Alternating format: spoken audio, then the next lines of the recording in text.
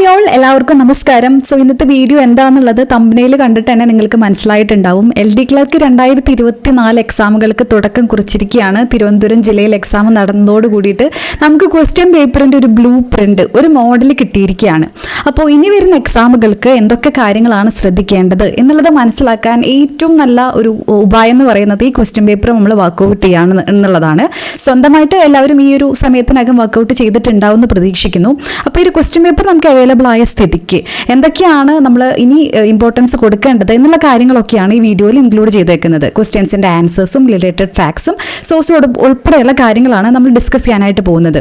അപ്പോൾ ഈ ഒരു ക്വസ്റ്റ്യൻ പേപ്പർ മാത്രം കൺസിഡർ ചെയ്ത് ഇതിൻ്റെ റിലേറ്റഡ് ഫാക്ട്സ് മാത്രം പഠിക്കുക എന്നുള്ളതായിരിക്കരുത് നമ്മുടെ ഒരു അപ്രോച്ച് എന്ന് പറയുന്നത്. ഒരു ക്വസ്റ്റ്യൻ പേപ്പർ നമ്മൾ അനലൈസ് ചെയ്യുമ്പോൾ നമുക്ക് മനസ്സിലാക്കാനായിട്ട് പറ്റും.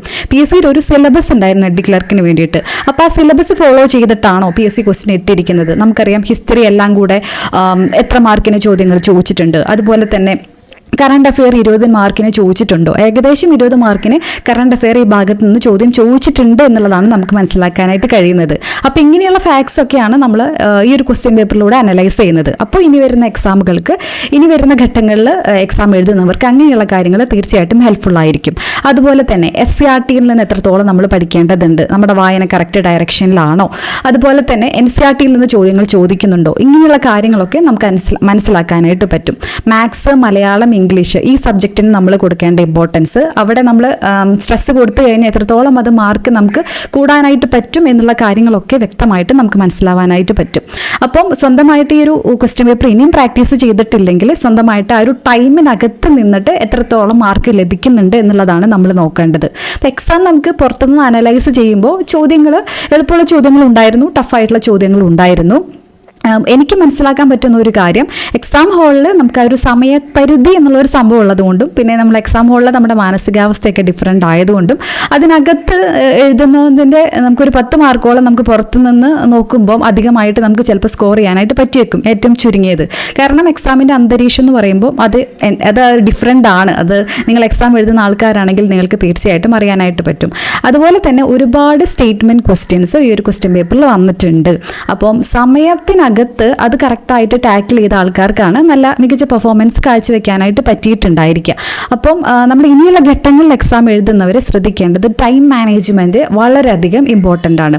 അതുപോലെ ഇമ്പോർട്ടൻ്റ് ആയിട്ട് ശ്രദ്ധിക്കേണ്ടതാണ് ക്വസ്റ്റ്യൻസിൻ്റെ സ്റ്റേറ്റ്മെൻറ്റ് ക്വസ്റ്റ്യൻസ് വായിക്കുമ്പോൾ സ്റ്റേറ്റ്മെൻറ്റ്സ് വായിക്കുന്ന അതേ ഇമ്പോർട്ടൻസ് എന്തിനു കൊടുക്കണം? ഓപ്ഷൻസ് വായിക്കാനായിട്ട് കൊടുക്കണം.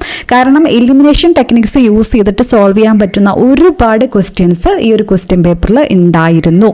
അപ്പം നമുക്ക് അറിയാവുന്ന ഫാക്റ്റിൽ നിന്ന് നമുക്ക് ആൻസറിലോട്ട് എത്താനായിട്ട് പറ്റുമായിരുന്നു. അപ്പോൾ ഇത് പുറത്ത് വന്നിട്ട് എനിക്ക് അനലൈസ് ചെയ്യുമ്പോൾ കുറച്ചും കൂടി ഈസിയാണ്. ഞാനിത് എക്സാം പോയിട്ട് എഴുതിയിട്ടില്ല, പക്ഷേ അതിൻ്റെ അകത്ത് ഇരിക്കുന്ന ആളുടെ മാനസികാവസ്ഥ തീർച്ചയായിട്ടും ഡിഫറെൻ്റ് ആയിരിക്കും. പക്ഷെ നമ്മൾ എന്താണ് മനസ്സിലാക്കേണ്ടത്? നമ്മൾ നന്നായിട്ട് പെർഫോം ചെയ്താലാണ്, നന്നായിട്ട് പെർഫോം ചെയ്യുന്ന ഒരുപാട് ആൾക്കാരുണ്ട്. നമുക്ക് ജോലി കിട്ടാവുന്ന ഒരു റാങ്കിലോട്ട് എത്തണമെങ്കിൽ നമ്മൾ തീർച്ചയായിട്ടും ഹാർഡ് വർക്ക് ചെയ്യണം, അല്ലേ? അപ്പോൾ ഇനി വരുന്ന എക്സാമുകൾക്ക് പറയുന്ന കാര്യങ്ങളൊക്കെ വ്യക്തമായിട്ട് ശ്രദ്ധിച്ചിട്ട് എക്സാമിന് അപ്രോച്ച് ചെയ്യുകയാണെങ്കിൽ അത് നിങ്ങളുടെ പഠനത്തിൽ തീർച്ചയായിട്ടും ഇമ്പ്രൂവ്മെൻറ്റ് ഉണ്ടാക്കാനായിട്ട് പറ്റും. പിന്നെ നമ്മുടെ PYQ സീരീസ് ഹെൽപ്ഫുള്ളായി ഒത്തിരി പേര് കമൻറ്റ് ചെയ്തിട്ടുണ്ടായിരുന്നു. Thank you so much. അപ്പം ഇനിയും ഞാൻ പറയുകയാണ്, ഞാൻ എപ്പോഴും എന്തിനാണ് പറയുന്നതെന്ന് ചിലപ്പോൾ നിങ്ങൾക്ക് ചിലർക്കെങ്കിലും തോന്നുന്നുണ്ടായിരിക്കും. അത് അത്രയധികം ഇമ്പോർട്ടൻ്റ് ആയതുകൊണ്ടാണ് PYQ. ഒരുപാട് ക്വസ്റ്റ്യൻസ് നിങ്ങൾക്കിപ്പോൾ മനസ്സിലായിട്ടുണ്ടാവും, കണ്ടിട്ടുള്ളവർക്കാണെങ്കിൽ മനസ്സിലായിട്ടുണ്ടാവും. PYQ അല്ലെങ്കിൽ അതിനോടനുബന്ധിച്ചുള്ള ഫാക്ട്സ് PSC ഒരുപാട് ചോദിക്കുന്നുണ്ട്. ഇപ്പം നമ്മൾ പറഞ്ഞിട്ടുണ്ട് നീതി ആയോഗ്, ചന്ദ്രയാൻ, ആദിത്യ, നൊബേൽ പ്രൈസ്, ഇതൊക്കെ ഇമ്പോർട്ടൻ്റ് ആണെന്ന് റിപ്പീറ്റഡ്ലി നമ്മൾ പറയുന്നതാണ്. ആ ചോദ്യങ്ങളൊക്കെ തന്നെയാണ് റിപ്പീറ്റ് ചെയ്തേക്കുന്നത്. അപ്പോൾ PSCയുടെ ചോദ്യമേഖല മനസ്സിലാക്കിയിട്ടാണ് ഈ PYQ സീരീസ് നമ്മൾ ചെയ്തേക്കുന്നത്. ഒരു പ്ലേലിസ്റ്റ് ആക്കിയിട്ട് ഇട്ടിട്ടുണ്ട്. 1 മണിക്കൂറാണ് ഒരു ഏവറേജ് ഡ്യൂറേഷൻ ഒരു സബ്ജക്റ്റ് എന്ന് പറയുന്നത്. പക്ഷെ അതിൽ കവർ ചെയ്യുന്നൊരു ടോപ്പിക് എന്ന് പറയുമ്പോൾ ഒരു സബ്ജക്റ്റ് മാക്സിമം ഏകദേശം ഫുള്ള് അല്ലെങ്കിൽ ഒരു 70-80% ഒരു റിവിഷനാണ് നിങ്ങൾക്ക് ഒരു വീഡിയോയിലൂടെ കാണുമ്പോൾ ലഭിക്കുക. വളരെയധികം ഇമ്പോർട്ടൻ്റ് ആയിട്ടുള്ള വീഡിയോസ് ആണ് എല്ലാം. അപ്പോൾ നമുക്ക് എന്തായാലും ഇതൊന്ന് നോക്കിയാലോ? ക്വസ്റ്റ്യൻസിൻ്റെ ആൻസറും അനുബന്ധ വസ്തുക്കളൊക്കെ പരിശോധിക്കാം. വീഡിയോയിലോട്ട് കിടക്കാം. I am Alisha and welcome to Alisize by Alisha. So ആദ്യത്തെ ചോദ്യം നോക്കാം. താഴെ കൊടുത്തിരിക്കുന്നവയിൽ ശരിയായ കാലഗണനാ ക്രമം ഏത് എന്നുള്ളതാണ് ചോദ്യം. അപ്പം വൈക്കം സത്യാഗ്രഹം, ചാനാർ ലഹള, ക്ഷേത്രപ്രവേശന വിളംബരം, മലബാർ കലാപം എല്ലാം ഇമ്പോർട്ടൻ്റ് ആയിട്ടുള്ള ഇവൻറ്റ്സ് തന്നെയാണ്. അപ്പം ഇതിൻ്റെ എല്ലാത്തിൻ്റെയും വർഷം നമുക്ക് എല്ലാവർക്കും അറിയാവുന്നത് തന്നെയാണ്, അല്ലേ? വൈക്കം സത്യാഗ്രഹം എന്ന് പറയുമ്പോൾ 1924 നമ്മൾ മുന്നേയും പറഞ്ഞിട്ടുണ്ട് 2024 100 വർഷമാവുകയാണ് വൈക്കം സത്യാഗ്രഹം. അതുകൊണ്ട് തന്നെ ഈ ഇടയ്ക്ക് നടക്കുന്ന എല്ലാ ക്വസ്റ്റ്യൻ പേപ്പറിലും വളരെയധികം റിപ്പീറ്റ് ഹൈലൈറ്റ് ചെയ്യുന്ന ഒരു പോർഷനാണ് വൈക്കം സത്യാഗ്രഹം. അത് ഇമ്പോർട്ടൻ്റ് ആയിട്ട് നോക്കേണ്ട ഒരു പോർഷനാണ്. ഓക്കെ, കേരള ഹിസ്റ്ററി പഠിക്കുമ്പോൾ ഏറ്റവും ഇമ്പോർട്ടൻ്റ് ആയിട്ട് നോക്കേണ്ട ഒരു ടോപ്പിക്കുകളിൽ ഒന്നാണ്. ഇനിയുള്ള എക്സാംസിന് പോകുന്നവർ കുറച്ചും കൂടെ വൈക്കം സത്യാഗ്രഹത്തെക്കുറിച്ച് കുറച്ച് ഡീറ്റെയിൽ ആയിട്ട് നോക്കാനായിട്ട് ശ്രമിക്കുക. ഓക്കെ, ചാനാർ ലഹള 1859 മാറുമറയ്ക്കൽ മേൽമുണ്ട് സമരം എന്നൊക്കെ അറിയപ്പെടുന്നതാണ് ചാനാർ ലഹള.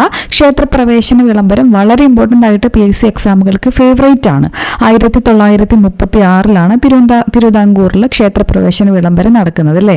ആരാണ് പ്രഖ്യാപിക്കുന്നത്? ചിത്തിര തിരുനാൾ മഹാരാജാവ്. ഡേറ്റ് അടക്കം ഇമ്പോർട്ടൻ്റ് ആണ്, 1936 നവംബർ 12. അത് ഇനി മലബാർ കലാപം എന്നാണ്? 1921 മലബാർ കലാപം നടക്കുന്നത് അല്ലേ. അപ്പൊ ഇതിന്റെ തന്നിട്ടുള്ളതിൽ ഏറ്റവും കറക്റ്റ് ആയിട്ടുള്ള ഓർഡർ എന്ന് പറയുന്നത് ഓപ്ഷൻ ബി ആണ് ഇവിടെ കറക്റ്റ് ആയിട്ടുള്ള ആൻസർ ആയിട്ട് വരുന്നത്. അപ്പോൾ വൈക്കം സത്യാഗ്രഹത്തെ കുറിച്ചിട്ട് അറിഞ്ഞിരിക്കുക. 1924 മുതൽ 1925 വരെ ഉണ്ടായിരുന്ന വളരെയധികം ഇമ്പോർട്ടൻ്റ് ആയിട്ടുള്ള ഒരു ഇവന്റ് ആണ് അല്ലേ.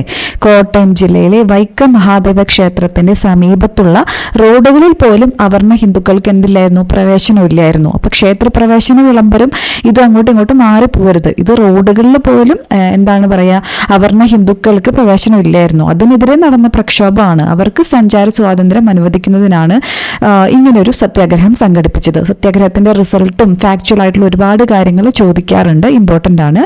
വൈക്കം സത്യാഗ്രഹം സംഘടിപ്പിക്കുന്നതിന് മുൻകൈയെടുത്ത നേതാവ് ആരാണ്? TK മാധവനാണ്. ഓക്കെ, 1923 കാക്കിനാട കോൺഗ്രസ് സമ്മേളനത്തിൽ കേരളത്തിലെ അയിത്താചാരണത്തിന്റെ ദുരിതങ്ങളെ കുറിച്ചിട്ട് TK മാധവൻ ഒരു നിവേദനം സമർപ്പിച്ചിട്ടുണ്ടായിരുന്നു.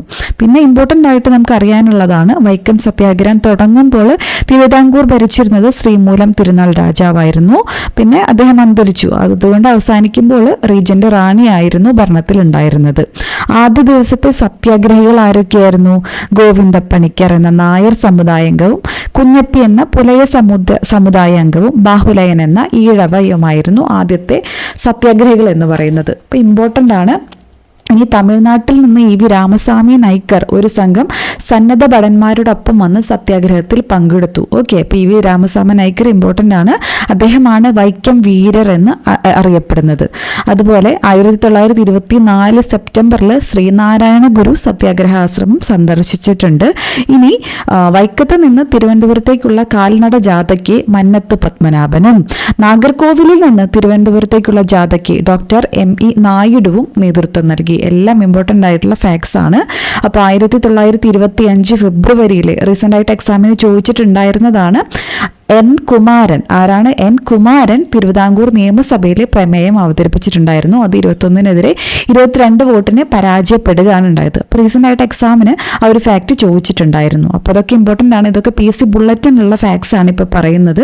1925 നവംബർ 23 വൈക്കം സത്യാഗ്രഹത്തിന്റെ കിഴക്കേ നട ഒഴികെയുള്ള നിരത്തുകൾ. അപ്പം അതിന്റെ റിസൾട്ട് എന്താണ്? ഇത്രയൊക്കെ ചെയ്തിട്ട് 603 ദിവസമാണ് നീണ്ടു നിന്നത്. ഓക്കെ, അപ്പൊ ഇത്രയധികം ചെയ്തിട്ട് കിഴക്കേ ഒഴികെയുള്ള നിരത്തുകൾ ജാതിമതഭന്യേന എല്ലാവർക്കും തുറന്നു കൊടുക്കാൻ തിരുവിതാംകൂർ ഭരണകൂടം തീരുമാനിച്ചു. അതാണ് വൈക്കം സത്യാഗ്രഹത്തിന്റെ റിസൾട്ട് എന്ന് പറയുന്നത്. ഓക്കെ, ഇനി 20 മാസക്കാലം 603 ദിവസം നീണ്ടു നിന്ന സത്യാഗ്രഹം അങ്ങനെയാണ് പരിസമാപ്തിയായത്.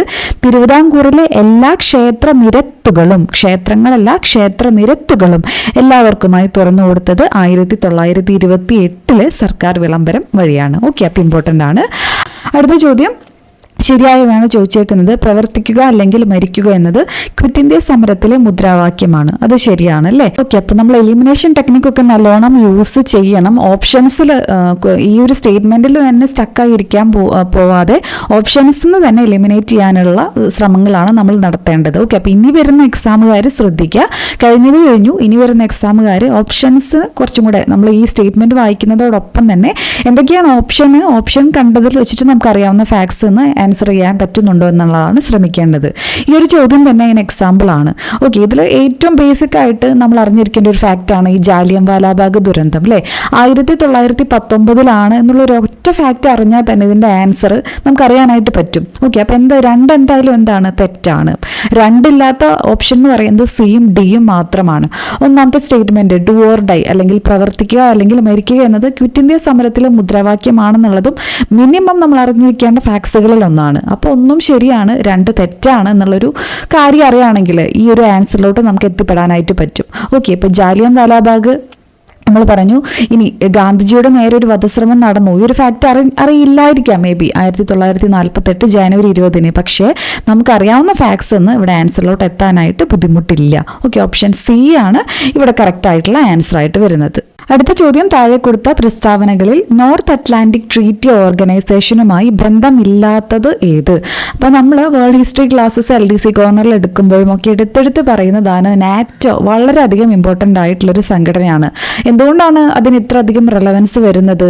ഇപ്പോൾ കൂടുതൽ റെലവൻസ് വരാൻ കാരണം നമുക്കറിയാം റഷ്യ ഉക്രൈൻ പ്രശ്നം നടക്കുകയാണ്. അപ്പോൾ അതിനുള്ള പ്രധാനപ്പെട്ട ഒരു കാരണമായിട്ട് നമ്മൾ എപ്പോഴും പറയുന്നതാണ് ഉക്രൈൻ നാറ്റോയിൽ ചേരാനുള്ള ശ്രമത്തിൻ്റെ ഭാഗമായിട്ട് റഷ്യക്കുണ്ടായ വിരോധമാണ് റഷ്യ ഉക്രൈൻ പ്രശ്നങ്ങളുടെ ഒരു കാരണം എന്ന് പറയുന്നത്. ഓക്കെ, അപ്പോൾ അതുകൊണ്ട് തന്നെ നാറ്റോ എന്നുള്ളൊരു ഓർഗനൈസേഷന് വളരെയധികം റിലവൻസ് ഉണ്ടെന്നുള്ളത് നമ്മൾ ക്ലാസ് എടുക്കുമ്പോൾ പറഞ്ഞിട്ടുള്ളതാണ്. 1949 ഇത് സ്ഥാപിതമായത് എന്നുള്ളത് കറക്റ്റ് ആയിട്ടുള്ള സ്റ്റേറ്റ്മെന്റ് തന്നെയാണ്. ഇതിന്റെ ആസ്ഥാനം ജനീവയല്ല, ബ്രസൽസ് ആണ്. അത് തെറ്റാണ്. ഇതിൽ അവസാനമായി ചേർന്ന രാജ്യം സ്വീഡൻ ആണ്. 32 രാജ്യങ്ങളാണ് നിലവിലുള്ളത്. 31ാമത്തെ രാജ്യം ഏതായിരുന്നു? ഫിൻലൻഡ് ആയിരുന്നു. 32 സ്വീഡൻ അംഗമാവുന്നത് 2024 വളരെയധികം ഇമ്പോർട്ടൻ്റ് ആയിട്ടുള്ള ഒരു ഫാക്റ്റും കൂടിയാണ്. സോ അത് കറക്റ്റ് ആയിട്ടുള്ള സ്റ്റേറ്റ്മെന്റ് ആണ്. റഷ്യ ഉക്രൈൻ യുദ്ധത്തിന് കാരണമായത് ഈ സംഘടനയിൽ ചൈനയുടെ അംഗത്വ പ്രവേശനമാണ് എന്നുള്ളത് അവിടെ തെറ്റായിട്ടുള്ള സ്റ്റേറ്റ്മെന്റ് ആണ്. സോ ഇവിടെ 1, 3 ആണ്. ഇപ്പം ഇവിടെ ബന്ധമില്ലാത്തതാണ് ഇവിടെ ചോദിച്ചേക്കുന്നത് അല്ലേ. അപ്പോൾ ഇവിടെ 1, 3 ആണ് ബന്ധമുള്ളത്. അതുകൊണ്ട് തന്നെ 2, 4 ആണ് ബന്ധമില്ലാത്ത സ്റ്റേറ്റ്മെന്റ്. ഓപ്ഷൻ ഡി ആണ് ഇവിടെ കറക്റ്റ് ആയിട്ടുള്ള ആൻസർ ആയിട്ട് വരുന്നത്. അടുത്ത ചോദ്യം നോക്കാം. അപ്പോൾ നാറ്റോൻ്റെ പോലെ തന്നെ നമ്മൾ വേൾഡ് ഹിസ്റ്ററി പഠിക്കുമ്പോൾ ഇമ്പോർട്ടൻ്റ് ആയിട്ട് നോക്കി പോകേണ്ട, ഇപ്പോൾ റിപ്പീറ്റഡ്ലി ചോദിക്കുന്ന ഒരു ഭാഗമാണ് മനുഷ്യാവകാശ പ്രഖ്യാപനം. ഓക്കെ, അപ്പോൾ മനുഷ്യാവകാശ പ്രഖ്യാപനം 1948 നടത്തിയിട്ടുണ്ടായിരുന്നത് അല്ലേ. ഡിസംബർ 10 അന്ന് മുതലാണ് നമ്മൾ മനുഷ്യാവകാശ ദിനമായിട്ട് ഡിസംബർ 10 ആഘോഷിക്കുന്നത്. 2023 എത്ര വർഷമായി? 75 വർഷമായി. അപ്പോൾ ആ ഒരു ദിനത്തിൻ്റെ 2023 പ്രമേയം ഒക്കെ ഇമ്പോർട്ടൻ്റ് ആണെന്നുള്ളത് നമ്മൾ PYQയിൽ വളരെ ഇമ്പോർട്ടൻ്റ് ആയിട്ട് എടുത്ത് പറഞ്ഞിട്ടുണ്ടായിരുന്നു. ആ ഭാഗത്ത് നിന്ന് കൂടുതൽ ചോദ്യങ്ങളും ചോദിച്ചു കണ്ടിട്ടുണ്ട്. അപ്പോൾ ഇതൊക്കെ ജസ്റ്റ് ഒന്ന് നാറ്റോ ഒഫീഷ്യൽ വെബ്സൈറ്റ് ഒന്ന് ജസ്റ്റ് ഒന്ന് അടിച്ചു കൊടുക്കുകയാണെങ്കിൽ അങ്ങനെയും, അതുപോലെ തന്നെ ഹ്യൂമൻ ഡിക്ലറേഷൻ ജസ്റ്റ് ഒന്ന് അടിച്ചു കൊടുക്കുകയാണെങ്കിൽ കുറച്ചും കൂടെ വിവരം നമുക്ക് ഉണ്ടാവാനായിട്ട് പറ്റും. ഓക്കെ, അടുത്ത നോക്കാം. താഴെ കൊടുത്ത ജോഡികളിൽ തെറ്റായ ജോഡി ഏത്? അപ്പോൾ ഇതൊക്കെ നമ്മൾ വേൾഡ് ഹിസ്റ്ററി LDC കോർണറിലാണ് നമ്മൾ ക്ലാസ് എടുത്തിട്ടുള്ളത്. വളരെ ക്ലിയർ ആയിട്ട് പറഞ്ഞിട്ടുള്ള ഫാക്ട്സ് ആണ്. പഠിച്ചിട്ടുള്ളവർക്ക് ബുദ്ധിമുട്ടുണ്ടാവില്ല. ഓക്കെ, റോബസ്ഫിയർ ജാക്കോബിയൻ ക്ലബ്ബ് എന്നുള്ളത് കറക്റ്റ് ആണ്. ഏപ്രിൽ ദസസ് VA ലെനിൻ ആണ് ഏപ്രിൽ ദസസ് പ്രഖ്യാപിക്കുന്നത്. അതും കറക്റ്റ് ആയിട്ടുള്ള സ്റ്റേറ്റ്മെന്റ് ആണ്. സ്പിരിറ്റ് ഓഫ് ലോ നമ്മൾ PYക്കും ഡിസ്കസ് ചെയ്തപ്പോൾ പറഞ്ഞിട്ടുണ്ടായിരുന്നു, വളരെയധികം ഇമ്പോർട്ടൻ്റ് ആണ്. ആ ഒരു കാര്യം തന്നെ അറിഞ്ഞാൽ നമുക്കിത് ആൻസറിലോട്ട് എത്താനായിട്ട് ബുദ്ധിമുട്ടില്ല. സ്പിരിറ്റ് ഓഫ് ലോ ആരാണ്? മോണ്ടെസ്ക്യൂ ആണ്, വോൾട്ടെയർ അല്ല. അപ്പോൾ അതവിടെ തെറ്റാണ്. Long March Mao Zedong correct ആണ്. തെറ്റായ ജോഡിയാണ് 3 മാത്രമാണ് ഇവിടെ തെറ്റായ ജോഡി. അതുകൊണ്ട് തന്നെ ഓപ്ഷൻ എ ആണ് കറക്റ്റ് ആയിട്ടുള്ള ആൻസർ.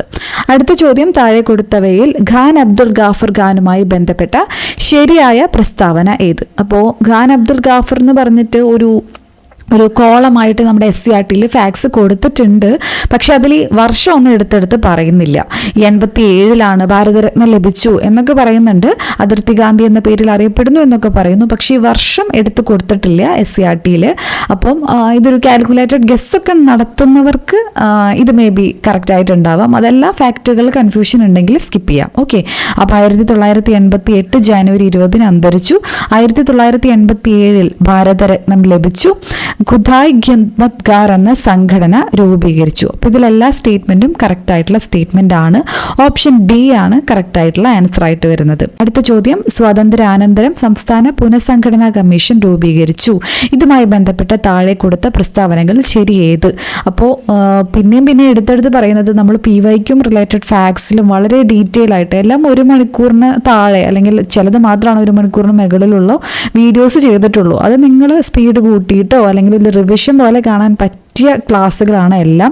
ഇനിയും നിങ്ങൾ കണ്ടിട്ടില്ലെങ്കിൽ എന്താ പറയുക, കണ്ടു നോക്കുക. കാരണം എല്ലാ ചോദ്യങ്ങളും നമ്മൾ പറഞ്ഞിട്ടുള്ളതാണ്. അതുകൊണ്ടാണ് എടുത്ത് പറയുന്നത്. സമയത്തിനനുസരിച്ച് കണ്ടു നോക്കുകയാണെങ്കിൽ ഉപകാരപ്പെടും. ഓക്കെ, ഒരു കംപ്ലീറ്റ് റിവിഷൻ പോലെ ക്വസ്റ്റ്യൻസ് പ്രാക്ടീസ് ചെയ്യാനായിട്ട് PYQ സീരീസ് ഒരു പ്ലേലിസ്റ്റ് ആയിട്ട് നമ്മുടെ ചാനലിലുണ്ട്.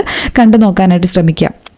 അപ്പോൾ നമ്മൾ പറഞ്ഞിട്ടുള്ളതാണ് ഈ പുനഃസംഘടനാ കമ്മീഷനൊക്കെ റിപ്പീറ്റഡ്ലി ചോദിക്കുന്ന ഒരു ഭാഗമാണ്.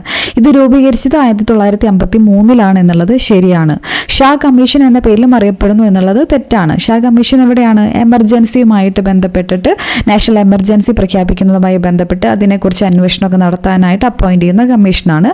അത് തെറ്റാണ്, അതിൽ ബന്ധമൊന്നുമില്ല. ഫസൽ അലി, എച്ച് എൻ കുൻസ്രു എന്നിവർ ഇതിൽ അംഗങ്ങളായിരുന്നു. അത് കറക്റ്റാണ്. ഈ കമ്മീഷന്റെ നിർദ്ദേശപ്രകാരം ആദ്യം രൂപീകരിച്ച സംസ്ഥാനം ആന്ധ്രാപ്രദേശാണ്. അതും ഇവിടെ ശരിയാണ്. അപ്പോൾ ശരിയായത് ഏതൊക്കെയാണെന്നുള്ളതാണ് ചോദ്യം. 1, 3, 4 ആണ് ഇവിടെ ശരിയായിട്ടുള്ള സ്റ്റേറ്റ്മെന്റ് ആയിട്ട് വരുന്നത്.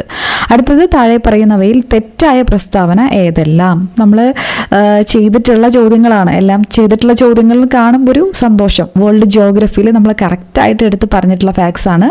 അന്തരീക്ഷത്തിന്റെ ഏറ്റവും താഴത്തെ പാളി സ്ട്രാറ്റോസ്ഫിയർ ആണോ? അല്ല, നമ്മൾ ഓർഡർ പറഞ്ഞിട്ടുണ്ടായിരുന്നു. അപ്പൊ ഏറ്റവും താഴത്തെ പാളി എന്ന് പറയുന്നത് ഏതാണ്? ട്രോപ്പോസ്ഫിയർ ആണ് അല്ലേ? പ്രകൃതി പ്രതിഭാസങ്ങളൊക്കെ ഉണ്ടാവുന്നത് ഈ ട്രോപ്പോസ്ഫിയർ ആണ്. തൊട്ട് മുകളിലാണ് സ്ട്രാറ്റോസ്ഫിയർ. അവിടെയാണ് ഓസോൺ പാളിയൊക്കെ കാണപ്പെടുന്നത്. പിന്നെ അത്രയും ക്ലിയർ ആയതുകൊണ്ട് ജെറ്റ് വിമാനങ്ങളൊക്കെ സഞ്ചരിക്കുന്നത് സ്ട്രാറ്റോസ്ഫിയറിലാണെന്നൊക്കെ നമ്മൾ പഠിച്ചിട്ടുണ്ടായിരുന്നു. പിന്നെ മെസോസ്ഫിയർ ഉണ്ട്, തെർമോസ്ഫിയർ ഉണ്ട്. ഓരോന്നിനും പ്രത്യേകതയൊക്കെ നമ്മൾ ഡിസ്കസ് ചെയ്തിട്ടുള്ളതാണ്. ഇമ്പോർട്ടൻ്റ് ആണ്. വേൾഡ് ജിയോഗ്രഫിയിൽ വളരെയധികം ഇമ്പോർട്ടൻ്റ് ആയിട്ടുള്ള ഭാഗങ്ങളിൽ ഒന്നാണ്. Nitrous oxide NO2, nitrous oxide N2O ഒരു ഹരിതഗ്രഹ വാതകമാണ്. ഇമ്പോർട്ടൻ്റ് ആയിട്ട് ചോദിക്കാറുള്ള മേഖലയാണെന്ന് പറഞ്ഞിട്ടുണ്ടായിരുന്നു. അതും ശരിയാണ്. ആദ്യത്തെ തെറ്റാണ്, അത് രണ്ടാമത്തെ ശരിയാണ്. ഗ്രാനൈറ്റ് ഒരു തരം അവസാദ ശിലയാണ്.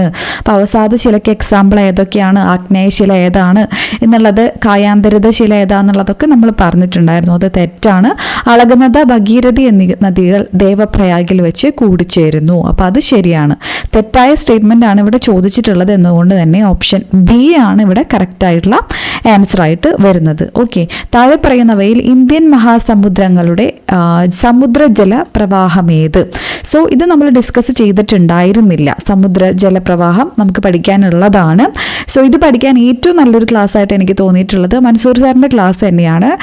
അക്കാഡമിയിൽ ആയിരുന്ന സമയത്താന്ന് തോന്നുന്നു സാറിൻ്റെ ഒരു ക്ലാസ് ഞാൻ പണ്ട് കണ്ടിട്ടുള്ളതാണ്. പക്ഷേ അടിപൊളി കോഡാണ്. അപ്പം LD ക്ലർക്കിന് പഠിക്കുന്നവർക്ക് നമുക്ക് പേരുകളും പിന്നെ അത് ഉഷ്ണജല പ്രവാഹമാണോ എന്നുള്ള രീതിയിലൊക്കെയാണ്, അല്ലെങ്കിൽ ഏത് സമുദ്രത്തിലാണെന്നുള്ള രീതിയിൽ ബേസിക് ആയിട്ടുള്ള ചോദ്യങ്ങളാണ് ഇതിന് ചോദിക്കാറ്. പക്ഷെ ഡിഗ്രി ലെവലാവുമ്പോൾ കുറച്ചും കൂടെ ഡീറ്റെയിൽ ആയിട്ട് ചോദിക്കാറുണ്ട്. അപ്പം ഡിഗ്രി ലെവലിന് കുറച്ചും കൂടെ നമ്മൾ ആഴത്തിൽ നോക്കണം. LD ക്ലർക്കിന് പഠിക്കുമ്പോൾ ഒരു ക്ലാസ് ബെസ്റ്റ് ക്ലാസ്സാണ്. മൻസൂർ സാറിൻ്റെ തന്നെ ക്ലാസ് ഉണ്ട്. കോഡുകളൊക്കെ വെച്ച് കണക്ട് ചെയ്യുന്ന ആ കോഡ് എനിക്കിപ്പോഴും ഓർമ്മയുണ്ടെന്നുള്ളതാണ്. കണ്ടു നോക്കാനായിട്ട് ശ്രമിക്കുക. ഇന്ത്യൻ മഹാസമുദ്രത്തിലെ സമുദ്രജല പ്രവാഹമാണ് ഇത്? അഗുൽഹാസ് പ്രവാഹം എന്നുള്ളതാണ്. ഓപ്ഷൻ ഡി ആണ് ഇവിടെ കറക്റ്റ് ആയിട്ടുള്ള ആൻസർ ആയിട്ട് വരുന്നത്. അടുത്തത് താഴെ പറയുന്നവയിൽ ശരിയായ പ്രസ്താവനകൾ ഏതെല്ലാം? ഇന്ത്യൻ സ്റ്റാൻഡേർഡ് സമയം ഗ്രീൻവിച്ച് സമയത്തേക്കാൾ 5.5 മണിക്കൂർ മുന്നിലാണ്. ഓക്കെ, അപ്പം നമ്മൾ പറഞ്ഞിട്ടുണ്ടായിരുന്നു ശ്രദ്ധിക്കണം, മുന്നിലാണോ പിന്നിലാണോ എന്നുള്ളതൊക്കെ ശ്രദ്ധിക്കണം. പറഞ്ഞിട്ടുള്ള ഫാക്ട്സ് ആണ്. സോ അത് ശരിയായിട്ടുള്ളതാണ്. തമിഴ്നാട്ടിലെ കൂടംകുളത്തൊരു ഭൗമ താപോർജ നിലയം സ്ഥിതി ചെയ്യുന്നു. അപ്പോൾ ഇവിടെ എക്സാം ഹാളിൽ തമിഴ്നാട്ടിലെ കൂടംകുളത്ത് എന്തോ ഒരു ഊർജ്ജ നിലയം ഉണ്ടെന്നുള്ള രീതിയിലായിരിക്കും ചിലപ്പോൾ വായിച്ചിട്ടുണ്ടാവുക. അവിടുത്തെ ഒരു ട്രാപ്പ് എന്ന് പറയുന്നത് ഭൗമ താപോർജ നിലയം എന്നുള്ളത് അവിടെ തന്നിട്ടുണ്ട്. ന്യൂക്ലിയർ പവർ പ്ലാന്റ് ആണ് അവിടെ ഉള്ളത് അല്ലേ? അപ്പോൾ അത് തെറ്റാണ്. ഗുജറാത്തിൻ്റെ തലസ്ഥാനം അഹമ്മദാബാദ് അല്ല, ഗാന്ധിനഗർ ആണ്. അതും തെറ്റാണ്. സത്ലജ് സിന്ധു നദിയുടെ പോഷക നദിയാണ്. അത് ശരിയാണ്. സോ ഇവിടെ ശരിയായിട്ടുള്ളത് 1, 4 ആണ്. ഓപ്ഷൻ സി ആണ് ഇവിടെ കറക്റ്റ് ആയിട്ടുള്ള സ്റ്റേറ്റ്മെന്റ് ആയിട്ട് വരുന്നത്. അടുത്ത ചോദ്യം നോക്കാം. ഉഷ്ണമേഖല ചുഴലിക്കാറ്റുകൾ അറ്റ്ലാന്റിക് മേഖലയിൽ ഏതു പേരിലാണ് അറിയപ്പെടുന്നത്? ഏത് പേരിലാണ്? ഹരിക്കെയിൻ ആണ് അല്ലേ? ഓപ്ഷൻ ഡി ആണ് കറക്റ്റ് ആയിട്ടുള്ള ആൻസർ ആയിട്ട് വരുന്നത്. അടുത്തത് കൊല്ലം മുതൽ കോട്ടപ്പുറം വരെ നീണ്ടു കിടക്കുന്ന ദേശീയ ജലപാത വളരെയധികം ഇമ്പോർട്ടൻ്റ് ആയിട്ട് ചോദിക്കാറുണ്ട്. അതിൽ തന്നെ കേരളത്തിലുള്ളതാണ് നാഷണൽ വാട്ടർവേ 3 അല്ലേ? കൊല്ലം മുതൽ കോട്ടപ്പുറം വരെ. ഇപ്പോൾ റീസെൻ്റ് ആയിട്ട് അതിൻ്റെ നീളം കൂട്ടി എവിടം വരെ ആക്കി എന്നുള്ള ഫാക്ട്സ് ഒക്കെ നമ്മൾ കേരള ജിയോഗ്രഫി അല്ലെങ്കിൽ ഇന്ത്യൻ ജിയോഗ്രഫി ഒക്കെ ഡിസ്കസ് ചെയ്തപ്പോൾ എടുത്തെടുത്ത് പറഞ്ഞിട്ടുള്ള ഫാക്ട്സ് ആണ്. കറക്റ്റാണ് ഇവിടെ. ഓപ്ഷൻ സി ആണ് കറക്റ്റ് ആയിട്ടുള്ള ആൻസർ ആയിട്ട് വരുന്നത്. 2024 ലോക പരിസ്ഥിതി ദിനാഘോഷങ്ങൾക്ക് ആതിഥേയത്വം വഹിച്ച രാജ്യം. അപ്പോൾ നമ്മൾ ഓരോ ദിനങ്ങളും അതിൻ്റെ പ്രമേയം ഒക്കെ വളരെ ഇമ്പോർട്ടൻ്റ് ആയിട്ട് ചെറിയ ചെറിയ കണക്ഷൻസ് ഒക്കെ വെച്ചിട്ട് പറഞ്ഞിട്ടുണ്ടായിരുന്നു. ഈ ചോദ്യം തന്നെ 2 തവണ ചോദിച്ചിട്ടുണ്ടായിരുന്നില്ല. അപ്പോൾ ആ വീഡിയോ കണ്ടവർക്ക് 2 മാർക്ക് കിട്ടിയിട്ടുണ്ടാവും. സൗദി അറേബ്യ നമ്മൾ കണക്ട് ചെയ്യാൻ കോഡ് പറഞ്ഞിട്ടുണ്ടായിരുന്നു. 2024 നമ്മൾ ഇന്റർനാഷണൽ ഇയർ ഓഫ് ക്യാമലിഡ്സ് ആയിട്ടും ആഘോഷിക്കുന്നുണ്ട്. അപ്പോൾ ആ രീതിയിലും സൗദി അറേബ്യയിൽ ആയിട്ട് കണക്ട് ചെയ്യാൻ, ഒട്ടകം മരുഭൂമിയൊക്കെ ആയിട്ട് കണക്ട് ചെയ്യാനൊക്കെ അന്ന് പറഞ്ഞിട്ടുണ്ടായിരുന്നു അല്ലേ. അപ്പോൾ നമ്മൾ എടുത്തിട്ടുള്ള ക്ലാസ്സുകളൊക്കെ ഹെൽപ്ഫുൾ ആയിട്ടുണ്ടെങ്കിൽ നിങ്ങൾ തീർച്ചയായിട്ടും താഴെ കമൻറ്റ് ചെയ്യാനായിട്ട് മറക്കരുത്. അടുത്തത്, ഇന്ത്യയിലെ ഹരിത വിപ്ലവത്തിന്റെ ഭാഗമല്ലാത്ത പ്രസ്താവന ഏത്? എക്കണോമിക്സിൽ വളരെയധികം ഇമ്പോർട്ടൻ്റ് ആയിട്ടുള്ള പോർഷനാണ് ഹരിത വിപ്ലവം. ആധുനിക സാങ്കേതിക വിദ്യ ഉപയോഗിച്ച് കാർഷികോത്പാദനത്തിൽ വൻ വർധനവ് സൃഷ്ടിച്ചു. അതെന്താണ്? അത് കറക്റ്റ് ആയിട്ടുള്ള സ്റ്റേറ്റ്മെന്റ് ആണ്. ഭക്ഷ്യോത്പാദന രംഗത്ത് ഇന്ത്യ സ്വയം പര്യാപ്തത കൈവരിച്ചു. അതും ശരിയാണ്. ജലസേചന സൗകര്യങ്ങൾ, അത്യുൽപാദന ശേഷിയുള്ള വിത്തിനങ്ങൾ, രാസവളങ്ങൾ, കീടനാശിനികൾ എന്നിവ വ്യാപകമായി ഉപയോഗിക്കപ്പെട്ടു. അതൊക്കെ തന്നെയാണ് ഹരിത വിപ്ലവത്തിന്റെ പ്രധാനപ്പെട്ട പ്രത്യേകത. ശരിയാണ്. 1ാം പഞ്ചവത്സര പദ്ധതി മുതൽ ഹരിത വിപ്ലവം ആരംഭിച്ചു. അത് തെറ്റാണ്. നമ്മൾ പഠിക്കുന്നുണ്ട് ഹരിത വിപ്ലവം 2 ഘട്ടങ്ങളിലായിട്ടാണ് നടക്കുന്നത്. 1965 മുതൽ 75 വരെ 1ാം ഘട്ടവും 75 മുതൽ 85 വരെ 2ാം ഘട്ടവും. വളരെ ഡീറ്റെയിൽ ആയിട്ട് നമ്മൾ എക്കണോമിക്സിന്റെ ക്ലാസ്സസിൽ തന്നെ ഡിസ്കസ് ചെയ്തിട്ടുണ്ട്. അതുകൂടാതെ തന്നെ ഹരിത വിപ്ലവം റെലവെന്റ് ആവുന്നത് MS സ്വാമിനാഥൻ കഴിഞ്ഞ വർഷമാണ് അന്തരിക്കുന്നത് അല്ലേ. സോ അദ്ദേഹത്തെ കുറിച്ചിട്ട് നമ്മൾ വിയോഗങ്ങളൊക്കെ വളരെ എടുത്തെടുത്ത് പറഞ്ഞിട്ടുണ്ടായിരുന്നു. അതുകൊണ്ടും അല്ലെങ്കിൽ എക്കണോമിക്സിൽ ഇമ്പോർട്ടൻ്റ് ആയിട്ടുള്ള പോർഷൻ തന്നെയാണ് ഹരിത വിപ്ലവം. ഇവിടെ സിമ്പിൾ ആയിട്ടുള്ള ചോദ്യമാണ് ഇത്. ഓപ്ഷൻ ഡി പ്രസ്താവനകൾ 1, 2, 3 ശരിയാണ്, 4 ശരിയല്ല എന്നുള്ളതാണ് ഇവിടെ ചോദ്യത്തിന്റെ ആൻസർ ആയിട്ട് വരുന്നത്. അടുത്ത ചോദ്യം നോക്കാം. ഗോതമ്പ്, ചെല്ല്, ചോളം, പയർ വർഗ്ഗങ്ങൾ എന്നിവ ഇന്ത്യയിലെ 4 പ്രധാന ഭക്ഷ്യവിളകളാണ്. 2022-23 കണക്കുകൾ പ്രകാരം ഇവയുടെ ഉൽപാദനത്തിന്റെ തോതനുസരിച്ചുള്ള ശരിയായ സ്ഥാനക്രമം കണ്ടെത്തുക. ഓക്കെ, അപ്പം ഇത് ഇങ്ങനെയുള്ള ഫാക്ട്സ് ഉണ്ടല്ലോ, ഏതൊക്കെയാണ് മുന്നിൽ നിൽക്കുന്നത്, അതിൽ ഇന്ത്യയിൽ ഏതൊക്കെയാണ് മുന്നിൽ നിൽക്കുന്നത്, ഓരോ സംസ്ഥാനങ്ങളും, അതൊക്കെ നമ്മൾ അപ്ഡേറ്റ് ചെയ്ത് പോകേണ്ട ഫാക്ട്സ് ആണ്. ചോദിക്കാറുണ്ട്, ഈ ഒരു ഭാഗത്ത് നിന്ന് ചോദ്യങ്ങൾ ചോദിക്കാറുണ്ട്. ഏറ്റവും കൂടുതൽ നെല്ലുൽപാദനമാണ്. ഓക്കെ, നെല്ലാണ് ഏറ്റവും കൂടുതൽ. 2ാം സ്ഥാനം ഏതാണ് വരുന്നത്? ഗോതമ്പിനാണ് 2ാം സ്ഥാനം വരുന്നത്. 3ാം സ്ഥാനം വരുന്നത് ചോളത്തിനാണ്. 4ാം സ്ഥാനം പയർവർഗ്ഗങ്ങൾ. ഓപ്ഷൻ ബി ആണ് ഇവിടെ കറക്റ്റ് ആയിട്ടുള്ള ആൻസർ ആയിട്ട് വരുന്നത്. ഓക്കെ, അടുത്ത ചോദ്യം നോക്കാം. ബി ആണ് കറക്റ്റ് ആയിട്ടുള്ള ആൻസർ. മാർക്ക് ചെയ്ത് ശ്രദ്ധിക്കുക, ബി ആണ്.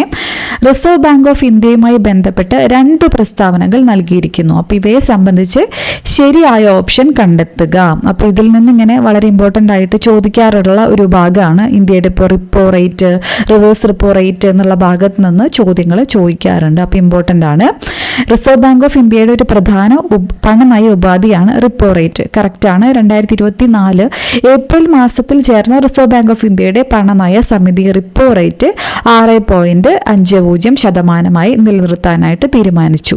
2 പ്രസ്താവനകളും ശരിയാണ്. അപ്പം നമ്മൾ നോക്കാം നിലവിലെ RBI നിരക്കുകൾ.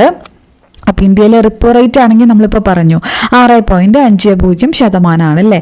ഇനി റിവേഴ്സ് റിപ്പോ റേറ്റ് ആണെങ്കിൽ ഏകദേശം ഇതിൻ്റെ പകുതി 3.35 ആലോചിക്കുക.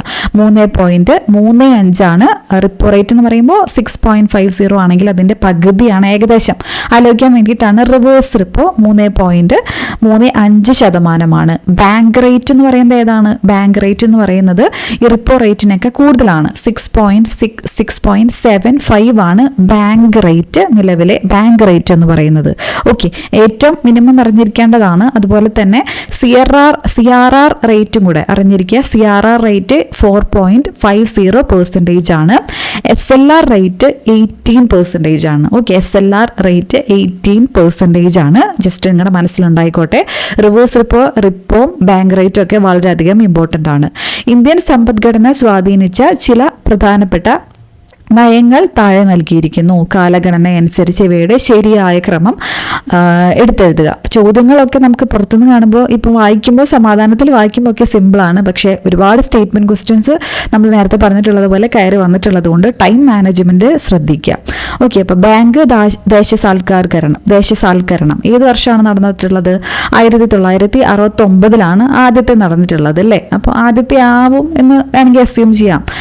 ആസൂത്രണ കമ്മീഷൻ രൂപീകരണം 1950 500,000 നോട്ടുകളുടെ നിരോധനം 2016 അല്ലേ. ഭൂപരിഷ്കരണം 1960 ആ ഒരു സമയത്തൊക്കെയാണ്. സോ ശരിയായ ക്രമം ഏതാണ്? ഓപ്ഷൻ ഡി ആണ്. 2, 4, 1, 3 എന്നുള്ളതാണ് കറക്റ്റ് ആയിട്ടുള്ള ആൻസർ ആയിട്ട് വരുന്നത്. നൽകിയിരിക്കുന്ന പ്രസ്താവനകൾ ശ്രദ്ധിച്ച് ശരിയായ ഓപ്ഷൻ കണ്ടെത്തുക. ഓക്കെ, സാമ്പത്തിക വളർച്ച കൈവരിക്കുക എന്നത് പഞ്ചവത്സര പദ്ധതികളുടെ പ്രധാന ലക്ഷ്യങ്ങളിൽ ഒന്നായിരുന്നു. കറക്റ്റ് ആയിട്ടുള്ള സ്റ്റേറ്റ്മെന്റ് തന്നെയാണ്. രാഷ്ട്രത്തിന്റെ സാമ്പത്തിക വളർച്ചയ്ക്ക് അടിത്തറ പാകിയതും ത്വരിതപ്പെടുത്തിയതുമായ നിരവധി പദ്ധതികൾ 12 പഞ്ചവത്സര പദ്ധതികളിലൂടെ രാജ്യത്ത് നടപ്പിലാക്കി. അപ്പോൾ ചോദ്യങ്ങൾ എവിടെ നിന്നാണെന്നുള്ളത് നമുക്ക് എക്കണോമിക്സ് ഒക്കെ നമ്മൾ സെലക്റ്റീവ് ആയിട്ട് NCERT പഠിക്കുകയാണെങ്കിൽ നല്ലതാണെന്ന് പറഞ്ഞിട്ടുണ്ടായിരുന്നു. ഇപ്പോൾ നമ്മൾ ഡിസ്കസ് ചെയ്ത ഹരിത വിപ്ലവത്തിന്റെ ചോദ്യമായാലും ഇതൊക്കെ ആയാലും NCERT-യിൽ കുറച്ചും കൂടെ വ്യക്തമായിട്ട് കൊടുത്തിട്ടുണ്ട്. അതുകൊണ്ട് എക്കണോമിക്സ് സെലക്റ്റീവ് ആയിട്ടുള്ള പോർഷൻസ് NCERT നോക്കുകയാണെങ്കിൽ നല്ലതാണ്, സെലക്റ്റീവ് ആയിട്ടുള്ളത്. ഓക്കെ, അപ്പോൾ ഓപ്ഷൻ എ ആണ്. പ്രസ്താവനകൾ 1, 2 ശരിയാണ്. പ്രസ്താവന 2 പ്രസ്താവന 1-ന്റെ വിശദീകരണമാണ്. പിന്നെ സോഴ്സ് എടുത്തെടുത്ത് പറയാത്തത് നമ്മൾ എല്ലാത്തിൻ്റെയും PYQ ചെയ്തപ്പോൾ ഈ ഓരോ ക്വസ്റ്റ്യൻസ് ഒക്കെ മുന്നേ ഡിസ്കസ് ചെയ്തിട്ടുള്ളതാണ്. വളരെ കൃത്യമായിട്ട് സോഴ്സ് എടുത്ത് പറഞ്ഞിട്ടുള്ളത് കൊണ്ടാണ് പിന്നെയും എടുത്തെടുത്ത് പറയാത്തത്. ഓക്കെ, നീതി ആയോഗിന്റെ ചില സംരംഭങ്ങളും അവയുടെ ലക്ഷ്യങ്ങളും താഴെ നൽകിയിരിക്കുന്നു. ഓരോ സംരംഭത്തിന്റെയും ലക്ഷ്യത്തെ സൂചിപ്പിക്കുന്ന ഓപ്ഷൻ കണ്ടെത്തുക. അപ്പോൾ നീതി ആയോഗിന്റെ ഒഫീഷ്യൽ വെബ്സൈറ്റ് പഠിക്കണം എന്ന് പറഞ്ഞിട്ട് പഠിച്ചു പോയിട്ടുള്ള ഒരാൾക്ക് ഈസി ആയിട്ട് ഇത് അറ്റൻഡ് ചെയ്യാനായിട്ട് പറ്റിയിട്ടുണ്ടാകും. ഒറ്റൊരു ഫാക്റ്റ് അറിഞ്ഞാൽ മാത്രം നമുക്ക് ഇതിന്റെ ആൻസറിലോട്ട് എത്താനായിട്ട് പറ്റും. ശൂന്യ ക്യാമ്പയിൻ നമ്മൾ പറഞ്ഞിട്ടുണ്ടായിരുന്നു. ശൂന്യ ക്യാമ്പയിൻ, ഇലക്ട്രിക് വാഹനങ്ങൾ പ്രോത്സാഹിപ്പിക്കുക, വായു മലിനീകരണം കുറയ്ക്കുക. ഈ ഒരൊറ്റ ഫാക്റ്റ് അറിഞ്ഞാൽ 4ന്റെ ആൻസർ 4 A ആണെന്നറിഞ്ഞാൽ നമുക്കിതിൻ്റെ ആൻസറിലോട്ട് എത്താൻ യാതൊരു ബുദ്ധിമുട്ടുമില്ല. ഒഫീഷ്യൽ വെബ്സൈറ്റ് വളരെയധികം ഇമ്പോർട്ടൻ്റ് ആണ്. ഒന്നാമത്തെ അടൽ ഇന്നോവേഷൻ മിഷൻ സംരംഭകത്വം, നവീന ആശയ രൂപീകരണം എന്നിവ ത്വരിതപ്പെടുത്തുക എന്നുള്ളതാണ് ലക്ഷ്യം. മെത്തനോൾ സമ്പദ്ഘടന, എണ്ണ ഇറക്കുമതി ബിൽ കുറയ്ക്കുക എന്നുള്ളതാണ് ലക്ഷ്യം. സഹകരണ ഫെഡറലിസം, കോപ്പറേറ്റീവ് ഫെഡറലിസം, സംസ്ഥാനങ്ങളുടെ പ്രവർത്തനങ്ങൾ ഏകോപിക്കുക. അപ്പോൾ ശൂന്യ എന്നുള്ളത് ശൂന്യ ക്യാമ്പയിൻ ഇനിയും കാണാത്തവർക്ക് വേണ്ടിയിട്ട് ജസ്റ്റ് ഒന്ന് കാണിക്കാം. സോ ഇതാണ് നീതി ആയോഗിൻ്റെ ഒഫീഷ്യൽ വെബ്സൈറ്റ്. നമുക്ക് ഗൂഗിൾ ട്രാൻസ്ലേറ്റ് ചെയ്യുകയാണെങ്കിൽ മുകളിൽ സെറ്റിങ്സിൽ പോയിട്ട് മലയാളത്തിലോട്ട് ട്രാൻസ്ലേറ്റ് ചെയ്യുകയാണെങ്കിൽ മലയാളത്തിൽ അവൈലബിൾ ആവും. ഓക്കെ, അപ്പോൾ LD ക്ലർക്കിനൊക്കെ മലയാളത്തിലാണല്ലോ ചോദ്യങ്ങൾ, അപ്പോൾ മലയാളത്തിൽ പഠിക്കുന്നതായിരിക്കും നല്ലത്. ലക്ഷ്യങ്ങളും സവിശേഷതകളും, ലക്ഷ്യങ്ങളൊക്കെ വളരെയധികം ഇമ്പോർട്ടൻ്റ് ആണ്. നമ്മൾ മുന്നേ എടുത്ത് പറഞ്ഞിട്ടുണ്ട്, ഓരോരോ പോയിന്റ് ഇമ്പോർട്ടൻ്റ് ആണ്. ഞാൻ അതിലോട്ട് കൂടുതൽ കടക്കുന്നില്ല, നിങ്ങൾ എന്നെ റെഫർ ചെയ്യുക. ഇമ്പോർട്ടൻ്റ് ആണ്, ഇതിൽ നിന്ന് ചോദ്യങ്ങൾ വരുന്നുണ്ടെന്ന് കാണിക്കാൻ വേണ്ടിയിട്ട് ഇനിയും മനസ്സിലാവാത്തവർക്ക് വേണ്ടിയിട്ട് പറയാണ്. സഹകരണ ഫെഡറലിസം കണ്ടല്ലോ, എന്തൊക്കെയാണ് ലക്ഷ്യം വെക്കുന്നത്. സാത്ത് ഈ ഒക്കെ വളരെയധികം ഇമ്പോർട്ടൻ്റ് ആണ്. ഓക്കെ, മുന്നേ ചോദിച്ചിട്ടുള്ളതാണ്. മത്സരാധിഷ്ഠിത ഫെഡറലിസം, പ്രധാന സംരംഭങ്ങൾക്കകത്ത് വളരെ ഇമ്പോർട്ടൻ്റ് ആണ്. ലൈഫ്, NDEP, ശൂന്യ ഇവിടെ കണ്ടല്ലോ, ശൂന്യ ഇതാണ് ഇപ്പോൾ ചോദിച്ചിട്ടുള്ളത്. ഈ അമൃത്, വനിതാ സംരംഭക പ്ലാറ്റ്ഫോം, മെത്തനോൾ സമ്പദ് വ്യവസ്ഥ ഒക്കെ ഇതിലുള്ളതാണ്. അപ്പം ഈ ശൂന്യ, ഈ അമൃതും ലൈഫൊക്കെ മുന്നേ ചോദിച്ചിട്ടുള്ളതാണ്, വളരെയധികം ഇമ്പോർട്ടൻ്റ് ആണ്. അപ്പോൾ ശൂന്യ ജസ്റ്റ് നോക്കുകയാണെങ്കിൽ സീറോ പൊല്യൂഷൻ മൊബിലിറ്റി. ശൂന്യ എന്താണ്? Zero pollution mobility. ഈ ഒരു ഇമേജ് തന്നെ ഈ ഒരു ഇലക്ട്രിക് വെഹിക്കിളിൻ്റെ ഇമേജാണ് ഇവിടെ കൊടുത്തിരിക്കുന്നത് അല്ലേ. Shunya campaign aims to improve air quality in India by accelerating the deployment of electric vehicles for ride hailing and deliveries. വളരെയധികം ഇമ്പോർട്ടൻ്റ് ആണ്. അതുപോലെ തന്നെ ഏറ്റവും ഇമ്പോർട്ടൻ്റ് ആയിട്ട് ചോദിക്കാറുള്ളതാണ് ഇതിലെ ലൈഫ് മിഷനും ഈ അമൃത് മിഷനൊക്കെ. ഈ അമൃത് മിഷൻ ജസ്റ്റ് ഒന്ന് നോക്കാം. ഈ അമൃത് പോർട്ടൽ വളരെയധികം ഇമ്പോർട്ടൻ്റ് ആണ്. ഈ Amrit is one stop destination for all information on electric vehicles. Electric വെഹിക്കിളിനെ കുറിച്ചിട്ട് എല്ലാവിധ ഇൻഫർമേഷനും കൊടുക്കുന്നതാണ് ഈ അമൃത് പോർട്ടൽ എന്ന് പറയുന്നത്. ഓക്കെ, വളരെയധികം ഇമ്പോർട്ടൻ്റ് ആണ്. അപ്പോൾ ഇതിൽ മുന്നേ ചോദിച്ചിട്ടുള്ളൊരു ചോദ്യമാണ്, ഈ ഒരു NITI Aayog under collaborative knowledge exchange program with ഏത് ഗവൺമെൻറ്റുമായിട്ട് ചേർന്നിട്ടാണ് ഇങ്ങനെ ഒരു പ്രോഗ്രാം എന്ന്? UK ഗവൺമെൻറ് ആണ്. Okay, UK India joint road map 2030 അതിൻ്റെ ഭാഗമായിട്ടാണ് ഇങ്ങനെ ഒരു കൊളാബറേറ്റീവ് ഡെവലപ്പ് ചെയ്തേക്കുന്നത്. അപ്പോൾ ഇമ്പോർട്ടൻ്റ് ആണ്. UK മാറിയിട്ട് US ഒക്കെ മുന്നത്തെ എക്സാമിന് ചോദിച്ചിട്ടുണ്ട്, നമ്മൾ ഡിസ്കസ് ചെയ്തിട്ടുള്ളതാണ്. ഓരോ മിഷനും ലൈഫും എല്ലാം ഇമ്പോർട്ടൻ്റ് ആണ്. സ്വന്തമായിട്ട് റെഫർ ചെയ്ത് പഠിക്കാനായിട്ട് ശ്രമിക്കുക. ഓക്കെ, അടുത്ത ചോദ്യം, 1991 ഇന്ത്യ നടപ്പിലാക്കിയ പുത്തൻ സാമ്പത്തിക നയവുമായി ബന്ധപ്പെട്ട ശരിയായ പ്രസ്താവനകൾ കണ്ടെത്തുക. നമ്മൾ ക്ലാസ് എടുത്തിട്ടുള്ളതാണ് എക്കണോമിക്സ് NCERT. കാണാത്തവരുണ്ടെങ്കിൽ കണ്ടു നോക്കുക. എക്കണോമിക്സ് NCERT-യിൽ നിന്ന് ചോദ്യങ്ങൾ വരുന്നുണ്ട്. സ്വാശ്രയത്വം പ്രോത്സാഹിപ്പിച്ച് വിദേശ സഹായം പരമാവധി കുറയ്ക്കുക. അപ്പം ഇതിൽ പുത്തൻ സാമ്പത്തിക നയവുമായി ബന്ധപ്പെട്ട ശരിയായ പ്രസ്താവന ഏതാണെന്നുള്ളതാണ് ഇവിടെ ചോദ്യം. ഓക്കെ, ഇന്ത്യൻ സമ്പദ്ഘടനയെ ഉദാരവൽക്കരിച്ച് ആഗോള കമ്പോളവുമായി സംയോജിപ്പിക്കുക. അപ്പം അതെന്തായാലും ശരിയാണെന്ന് അറിയാലോ. 2 എന്നുള്ളത് എന്തായാലും ശരിയാണ് എന്നുള്ളത് അറിഞ്ഞാൽ തന്നെ ഓപ്ഷൻ ഡി ആണെന്നുള്ളത് നമുക്ക് ആൻസറിലോട്ട് എത്താൻ പറ്റുമെന്നുള്ളതാണ് ഇൻട്രസ്റ്റിംഗ് ആയിട്ടുള്ള ഫാക്റ്റ്. നമുക്ക് ചിലപ്പോൾ ചെറിയ സംശയങ്ങൾ പഠിച്ചാലും ചില സ്റ്റേറ്റ്മെന്റിൽ വരും, പക്ഷേ അറിയാവുന്ന ഫാക്ട്സ് എന്ന് നമുക്ക് ആൻസറിലോട്ട് എത്താൻ പറ്റുന്ന തരത്തിലുള്ളതായിരുന്നു ഈ ഒരു ക്വസ്റ്റ്യൻ പേപ്പർ. ഓക്കെ, പൊതുമേഖലാ സ്ഥാപനങ്ങളെ സ്വകാര്യവൽക്കരിക്കുക. ഇതിൽ 1991 മെയിൻ ആയിട്ട് LPG റിഫോംസ് ആണ് അല്ലേ, ലിബറലൈസേഷൻ, പ്രൈവറ്റൈസേഷൻ ആൻഡ് ഗ്ലോബലൈസേഷൻ. അപ്പോൾ അതിന്റെ പ്രധാനപ്പെട്ട ലക്ഷ്യങ്ങളാണ് സ്വകാര്യവൽക്കരണം, ആഗോളവൽക്കരണം എന്നൊക്കെ പറയുന്നത്. അത് തന്നെ സ്റ്റേറ്റ്മെന്റ് ആയിട്ട് കൊടുത്തിരിക്കുകയാണ്. ഓക്കെ, അപ്പം അതാണ് ഇവിടെ ഓപ്ഷൻ ഡി ആണ് കറക്റ്റ് ആയിട്ടുള്ള ആൻസർ എന്ന് പറയുന്നത്. ഇന്ത്യൻ ഭരണഘടന ഡ്രാഫ്റ്റിംഗ് കമ്മിറ്റിയെ കുറിച്ച് ശരിയായ വസ്തുത. അപ്പോൾ നമുക്ക് കോൺസ്റ്റിറ്റ്യൂഷനിൽ വളരെയധികം ഇമ്പോർട്ടൻ്റ് ആണ് ഡ്രാഫ്റ്റ് കമ്മിറ്റി എന്നുള്ളത് നമുക്കറിയാം. ഡോക്ടർ BR അംബേദ്കർ ആണ് അധ്യക്ഷൻ. ശരിയാണ്, ഭരണഘടനയ്ക്ക് അംഗീകാരം നൽകുന്നത് ഡ്രാഫ്റ്റിംഗ് കമ്മിറ്റി അല്ല, ഭരണഘടനാ നിർമ്മാണ സഭയാണ് അല്ലേ. അപ്പം അത് തെറ്റാണ്. ശരിയായ വസ്തുതയാണ് ഇവിടെ ചോദ്യം. 7 അംഗങ്ങളെ ഉൾപ്പെടുത്തി രൂപീകരിക്കപ്പെട്ട കമ്മിറ്റി. ഇമ്പോർട്ടൻ്റ് ആണ്, 7 അംഗങ്ങൾ ഏതാന്നുള്ളതും ചോദിക്കാറുണ്ട്. ശരിയാണ്, 1946 ഓഗസ്റ്റ് 29 ഈ സമിതി രൂപീകരിച്ചു. അപ്പോൾ തെറ്റാണ്. ശരിയായ വസ്തുത 1, 3 ശരി എന്നുള്ളതാണ് ഇവിടെ കറക്റ്റ് ആയിട്ടുള്ള ആൻസർ ആയിട്ട് വരുന്നത്. സാർവത്രിക വോട്ടവകാശം, മത്സരിക്കാനുള്ള അവകാശം എന്നിവയുമായി ബന്ധപ്പെട്ട് താഴെ പറയുന്നതിൽ ഏറ്റവും അനുയോജ്യമായ വസ്തുതകൾ ഏതാണെന്നുള്ളതാണ് ചോദ്യം. സാർവത്രിക വോട്ടവകാശത്തിന്റെ അടിസ്ഥാനത്തിൽ വേണം ലോക്സഭാ നിയമസഭാ തെരഞ്ഞെടുപ്പുകൾ നടത്തേണ്ടതെന്ന് വകുപ്പ് 326 പ്രതിപാദിക്കുന്നു. അപ്പോൾ ഇതിൽ ഏതൊക്കെയാണ് അനുയോജ്യമായ വസ്തുതകൾ എന്നുള്ളതാണ്. അപ്പം ഒന്നാമത്തെ സ്റ്റേറ്റ്മെന്റ് 326 എന്നുള്ളതാണ് കറക്റ്റ്. ശരിയാണ്. 331 സാർവത്രിക വോട്ടവകാശത്തെ കുറിച്ച് പറയുന്നുണ്ടോ? ഇല്ല, അത് തെറ്റാണ്. 326 പറയുന്നത്. 1981 61 ഭേദഗതിയിലൂടെ വളരെയധികം ഇമ്പോർട്ടൻ്റ് ആയിട്ടുള്ള അമെൻമെന്റ് ആണ് അല്ലേ. വോട്ടവകാശത്തിനുള്ള പ്രായം 21 നിന്നും 18 കുറച്ചു. ശരിയാണ്. അപ്പോൾ അതിൻ്റെ തന്നെ തെറ്റായിട്ടുള്ള സ്റ്റേറ്റ്മെന്റ് ആണ് ഇവിടെ കൊടുത്തിരിക്കുന്നത്. 1, 3 ആണ് ഇവിടെ ശരിയായിട്ടുള്ള ആൻസർ ആയിട്ട് വരുന്നത്. അടുത്ത ചോദ്യം നോക്കാം. അപ്പോൾ മാർക്ക് ചെയ്തത് ശ്രദ്ധിക്കുക. ഓപ്ഷൻ ഡി ആണ് 1, 3 ശരി എന്നുള്ളതാണ്. രാജ്യസഭയുടെ പ്രത്യേക അധികാരങ്ങളെ സംബന്ധിക്കുന്ന ശരിയായ പ്രസ്താവന ഏത്? സംസ്ഥാനങ്ങളെ ബാധിക്കുന്ന എല്ലാ പ്രശ്നങ്ങളും രാജ്യസഭയുടെ അംഗീകാരത്തിനും പരിഗണനയ്ക്കും വിടണം എന്നുള്ളത് ശരിയായിട്ടുള്ള സ്റ്റേറ്റ്മെന്റ് ആണ്. സംസ്ഥാന പട്ടികയിലെ വിഷയങ്ങൾ രാജ്യത്തിന്റെ പൊതു താല്പര്യം പരിഗണിച്ച് യൂണിയൻ ലിസ്റ്റിലോ കൺകറന്റ് ലിസ്റ്റിലോ മാറ്റണമെങ്കിൽ അതിന് രാജ്യസഭയുടെ അധികാരം വേണം. അതും ശരിയാണ്. സംസ്ഥാന പട്ടികയിലെ വിഷയങ്ങൾ രാജ്യത്തിന്റെ പൊതു താല്പര്യം പരിഗണിച്ച് യൂണിയൻ ലിസ്റ്റിലേക്ക് മാറ്റുന്നതിന് അംഗീകാരം ഉണ്ടെന്നുള്ളതാണ്. സോ ഇവിടെ തെറ്റാണ്. സംസ്ഥാനത്തെ സംബന്ധിക്കുന്ന വിഷയങ്ങൾ മാറ്റുന്നതിന് രാഷ്ട്രപതിക്ക് രാജ്യസഭയിൽ പ്രത്യേക അധികാരമുണ്ട്. അത് തെറ്റാണ്. 1, 2 ശരിയാണ് ഇവിടെ കറക്റ്റ് ആയിട്ടുള്ള ആൻസർ ആയിട്ട് വരുന്നത്. അടുത്ത ചോദ്യം നോക്കാം. ദേശീയ മനുഷ്യാവകാശ കമ്മീഷന്റെ ഘടനയെക്കുറിച്ചുള്ള ഉചിതമായ പ്രസ്താവന ഏതാണ്? മുൻ സുപ്രീം കോടതി ചീഫ് ജസ്റ്റിസ് ചെയർമാൻ എന്നുള്ളത് ശരിയാണ്. മുൻ സുപ്രീം കോടതി ജഡ്ജി, മുൻ ഹൈക്കോടതി ചീഫ് ജസ്റ്റിസ് അംഗങ്ങളായി വരുന്നു. ശരിയാണ്. മുൻ ഹൈക്കോടതി ജഡ്ജിമാരായിട്ടുള്ള 2 പേരെങ്കിലും എക്സ് ഒഫീഷ്യോ അംഗങ്ങൾ മനുഷ്യാവകാശ കമ്മീഷന്റെ ആരൊക്കെയാന്നുള്ളതൊക്കെ വളരെയധികം ഇമ്പോർട്ടൻ്റ് ആണ്. ഡിസ്കസ് ചെയ്തിട്ടുള്ള ഫാക്ട്സ് ആണ്. തെറ്റാണ്. മനുഷ്യാവകാശങ്ങളെ സംബന്ധിച്ചുള്ള വിഷയങ്ങളിൽ അറിവും പ്രായോഗിക പരിചയവുമുള്ള 2 പേർ അംഗങ്ങളായി വരുന്നു. 1, 2, 4 ആണ് ഇവിടെ ശരിയായിട്ടുള്ള സ്റ്റേറ്റ്മെന്റ് ആയിട്ട് വരുന്നത്. ഇപ്പോഴത്തെ കേന്ദ്ര യുവജനകാര്യ കായിക വകുപ്പ് കൈകാര്യം ചെയ്യുന്നത് ആര്? വളരെയധികം ഇൻട്രസ്റ്റിംഗ് ആയിട്ടുള്ള ഒരു ഫാക്റ്റ് ആയിട്ട് തോന്നി. ജൂണിലാണ് ലേറ്റസ്റ്റ് അപ്പോയിന്റ്മെന്റ് നടന്നിട്ടുള്ളത്. അപ്പം ചില പോർട്ട്ഫോളിയോ നമുക്കറിയാം, അതിന് മുന്നത്തെ സെയിം പോർട്ട്ഫോളിയോസ് വന്നിട്ടുണ്ട്.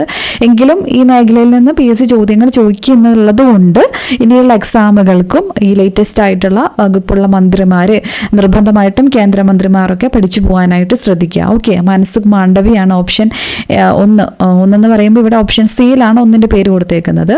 കറക്റ്റ് ആയിട്ടുള്ള സ്റ്റേറ്റ്മെന്റ് ആണ്. നമ്മൾ പോർട്ട്ഫോളിയോസ് ഏതാന്നുള്ള വീഡിയോ ചെയ്തിട്ടുണ്ട്. അപ്പം ഇമ്പോർട്ടൻ്റ് ആയിട്ടുള്ളതാണ്, ചോദ്യങ്ങൾ ചോദിക്കുന്നുണ്ട്. ഓക്കെ, ഇന്ത്യയുടെ CA നമ്മൾ നോക്കുമ്പോൾ മനസ്സിലായത് 2024 ചോദ്യങ്ങളും ഏപ്രിൽ, മെയ്, ജൂണിലെ ചോദ്യങ്ങളൊക്കെ ഒരുപാട് ചോദിക്കുന്നുണ്ട്. അതുകൊണ്ട് റീസെൻ്റ് ആയിട്ടുള്ള ഫാക്ട്സും ജൂൺ വരെയുള്ള ഫാക്ട്സ് ഒക്കെ കയറി വന്നിട്ടുണ്ട്. അപ്പോൾ അത് ശ്രദ്ധിക്കുക. ഇന്ത്യയുടെ രാഷ്ട്രപതിയായ ദ്രൗപദി മുർമുവിനെ സംബന്ധിക്കുന്ന ശരിയായ പ്രസ്താവനകൾ ഇവയിൽ ഏതാണ് എന്നുള്ളതാണ് ചോദ്യം. 15ാമത്തെ പ്രസിഡന്റ് ആണ്. കറക്റ്റ് ആണ്. 14ാമത്തെ അല്ല, 15ാമത്തെ ആണ്. 1 ശരിയാണ്, 2 തെറ്റാണ്. അതറിഞ്ഞാൽ തന്നെ ആൻസറിലോട്ട് എത്താനായിട്ട് പറ്റും. ഓപ്ഷൻ ബി ആണ് കറക്റ്റ് ആയിട്ടുള്ള ആൻസർ. 2015 മുതൽ 21 വരെ ജാർഖണ്ഡ് ഗവർണറുമായിട്ടാണ് സേവനമനുഷ്ഠിച്ചുള്ളത്. ശരിയാണ്. 4ാമത്തെ സ്റ്റേറ്റ്മെന്റ് അവിടെ തെറ്റാണ്. ഓക്കെ, 2023 ഇന്ത്യൻ റിപ്പബ്ലിക് ദിനാഘോഷത്തിൽ മുഖ്യാതിഥിയായിരുന്ന അബ്ദുൽ ഫത്താഹ് അൽ സിസി ഏത് രാജ്യത്തിന്റെ പ്രസിഡന്റാണ്? മുന്നേ പലതവണ ചോദിച്ചിട്ടുള്ളൊരു ചോദ്യമാണ്. ഈജിപ്തിന്റെ പ്രസിഡന്റ് ആണ് അല്ലേ? അപ്പോൾ ഈജിപ്ത് പറയുന്നത് ഓപ്ഷൻ ഡി ആണ്. ഒന്ന് ശരി എന്നുള്ളതാണ് ഇവിടെ കറക്റ്റ് ആയിട്ടുള്ള ആൻസർ ആയിട്ട് വരുന്നത്. സ്നേഹസാന്ത്വനം പദ്ധതി ആർക്കാണ് നൽകി വരുന്നത്? സ്കീംസ് റിപ്പീറ്റഡ്ലി ചോദിക്കുന്നതാണ്. സ്കീംസ് നോക്കി പോവാത്തവർ നോക്കണം, ഇമ്പോർട്ടൻ്റ് ആണ്. ഓക്കെ, സ്നേഹസാന്ത്വനം പദ്ധതി ആർക്കാണ് നൽകി വരുന്നത്? സംസ്ഥാനത്തെ എൻഡോസൾഫാൻ ഇരകൾക്കുള്ള പ്രതിമാസ ധനസഹായമാണ്. ഓപ്ഷൻ എ ആണ് ഇവിടെ കറക്റ്റ് ആയിട്ടുള്ള ആൻസർ ആയിട്ട് വരുന്നത്.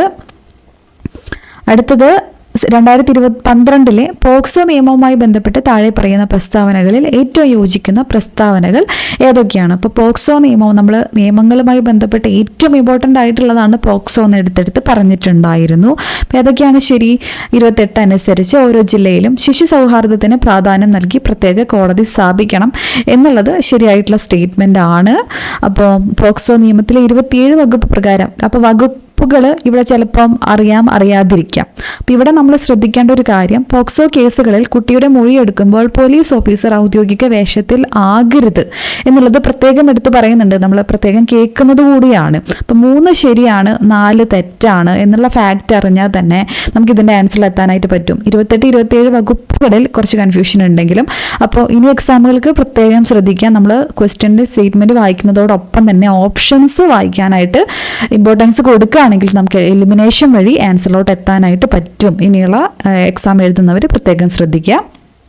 പോക്സോ കേസുകളിൽ കുട്ടിയുടെ മൊഴി എടുക്കുമ്പോൾ പോലീസ് ഓഫീസർ ഔദ്യോഗിക വേഷത്തിലായിരിക്കണം. ഇത് തെറ്റാണ്. 4 തെറ്റാന്നുള്ളത് തന്നെ ഇത് എലിമിനേറ്റ് ചെയ്യാം, ഇത് എലിമിനേറ്റ് ചെയ്യാനായിട്ട് പറ്റും. 3 ശരിയാണോ മനസ്സിലാക്കുകയാണെങ്കിൽ ഇതാണ് കറക്റ്റ് ആയിട്ടുള്ള സ്റ്റേറ്റ്മെന്റ് എന്നുള്ളത് നമുക്ക് ആൻസറിലോട്ട് എത്താനായിട്ട് പറ്റും. വാത്സല്യനിധി പിന്നെയും സ്കീം എന്നുള്ള ചോദ്യമാണ്. വാത്സല്യനിധി പദ്ധതിയെ സംബന്ധിക്കുന്ന ഏറ്റവും യോജിക്കുന്ന പ്രസ്താവനയാണ് ചോദ്യം. പട്ടികജാതി വിഭാഗങ്ങളിൽ ഉൾപ്പെട്ട പെൺകുട്ടികളുടെ സമഗ്ര വികസനത്തിനായി 1 ലക്ഷം വരെ വരുമാന പരിധിയുള്ള മാതാപിതാക്കളുടെ പെൺകുട്ടികൾക്ക് നൽകുന്ന ഇൻഷുറൻസ് അധിഷ്ഠിത സമഗ്ര പദ്ധതിയാണ് വാത്സല്യനിധി. കറക്റ്റാണ്.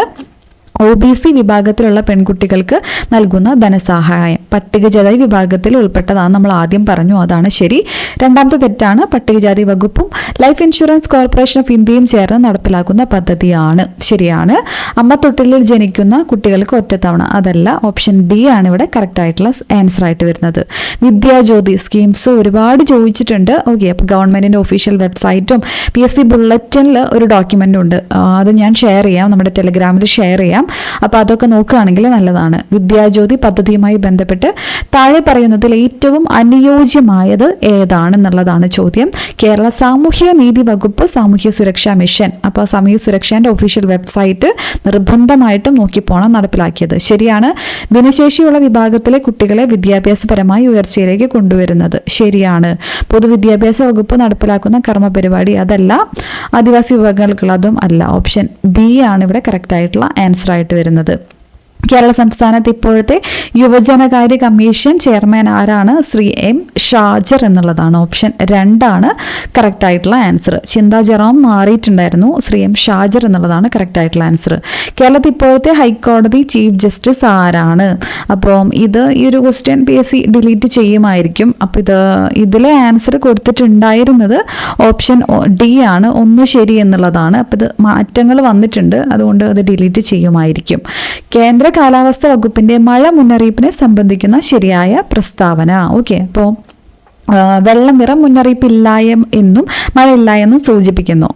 ഓക്കെ, അപ്പോൾ അത് സിമ്പിളായിട്ടുള്ള ചോദ്യമാണ്. നമ്മളിത് വായിച്ച് നോക്കുകയാണെങ്കിൽ നമുക്ക് ഊഹിക്കാൻ പറ്റുന്നതേ ഉള്ളൂ. പച്ച എന്ന് പറയുമ്പോൾ എന്താണ്? കുറച്ചും ഗ്രീൻ എന്ന് പറയുമ്പോൾ എപ്പോഴും പോസിറ്റീവാണ്. മുന്നറിയിപ്പില്ല, വലിയ തോതിൽ മഴ ഉണ്ടെന്നും സൂചിപ്പിക്കുന്നു എന്നുള്ളത് അവിടെ തെറ്റാണ്. 1 ശരിയാണ്, 2 തെറ്റാണ്.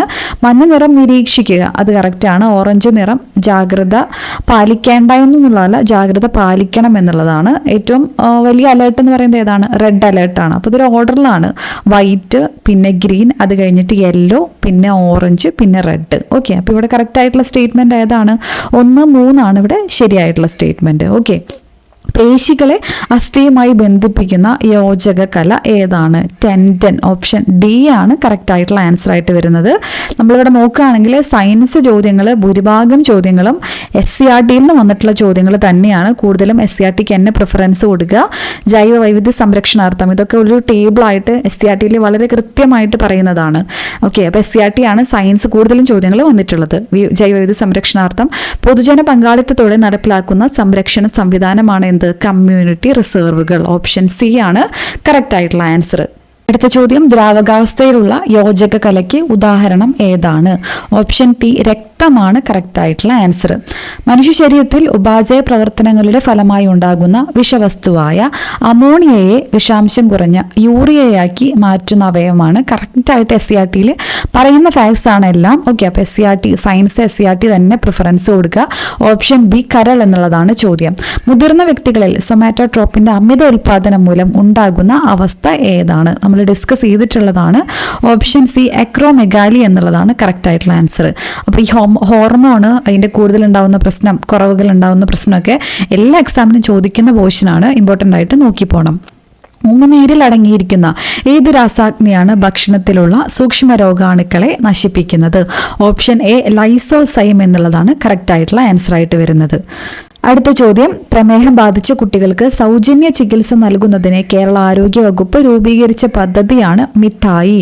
അപ്പം നമ്മൾ ഇവിടെ ബയോളജിയുടെ പോർഷനും എടുക്കുകയാണെങ്കിൽ അവിടെ സ്കീംസ്, ആരോഗ്യ സ്കീംസ് ചോദിക്കുമെന്ന് സിലബസിൽ വളരെ എടുത്ത് പറയുന്നുണ്ട്. അപ്പോൾ ഒരു ചോദ്യം അവിടെ നിന്ന് ഈ ബയോളജിയുടെ ഭാഗത്തു നിന്ന് തന്നെ ആരോഗ്യവുമായി ബന്ധപ്പെട്ട കേരള സർക്കാരിൻ്റെ പദ്ധതികൾ ചോദിക്കുന്നുണ്ട്. അപ്പോൾ കേരള സർക്കാരിൻ്റെ പദ്ധതികൾ തന്നെ ഒരു ക്വസ്റ്റ്യൻ പേപ്പറിൽ തന്നെ നമ്മളിപ്പോൾ 3-ലധികം ചോദ്യങ്ങൾ ഡിസ്കസ് ചെയ്തു. ഓക്കെ, 2024 ലോക പരിസ്ഥിതി ദിനം നേരത്തെ പറഞ്ഞ ചോദ്യമാണ് അല്ലേ. ആഘോഷങ്ങൾക്ക് ആതിഥേയം വഹിച്ച രാജ്യം?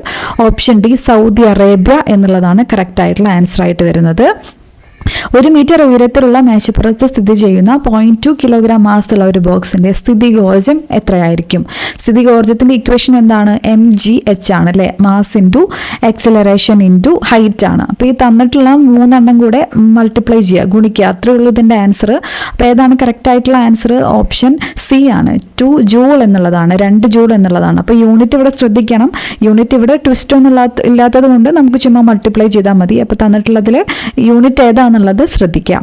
നക്ഷത്രങ്ങൾ മിന്നിത്തിളങ്ങുന്നതിന് കാരണമായ പ്രകാശ പ്രതിഭാസമാണ് അപവർത്തനം. ശരിക്കും നക്ഷത്രങ്ങൾ മിന്നിത്തിളങ്ങുന്നില്ല, നമ്മളത് കാണുന്നത് അപവർത്തനത്തിന്റെ ഫലമായിട്ടാണെന്നുള്ളതൊക്കെ പഠിക്കുന്ന ഫാക്ട്സ് ആണ് അല്ലേ. അപവർത്തനം ഫാരൻഹീറ്റ് സ്കെയിലിൽ 32 ഡിഗ്രി ഫാരൻഹീറ്റ് താപനിലയ്ക്ക് തുല്യമായ സെൽഷ്യസ് സ്കെയിലിലെ താപനിലയാണ് 0 ഡിഗ്രി സെൽഷ്യസ്. ഓപ്ഷൻ എ ആണ് കറക്റ്റ് ആയിട്ടുള്ള സ്റ്റേറ്റ്മെന്റ് ആയിട്ട് വരുന്നത്.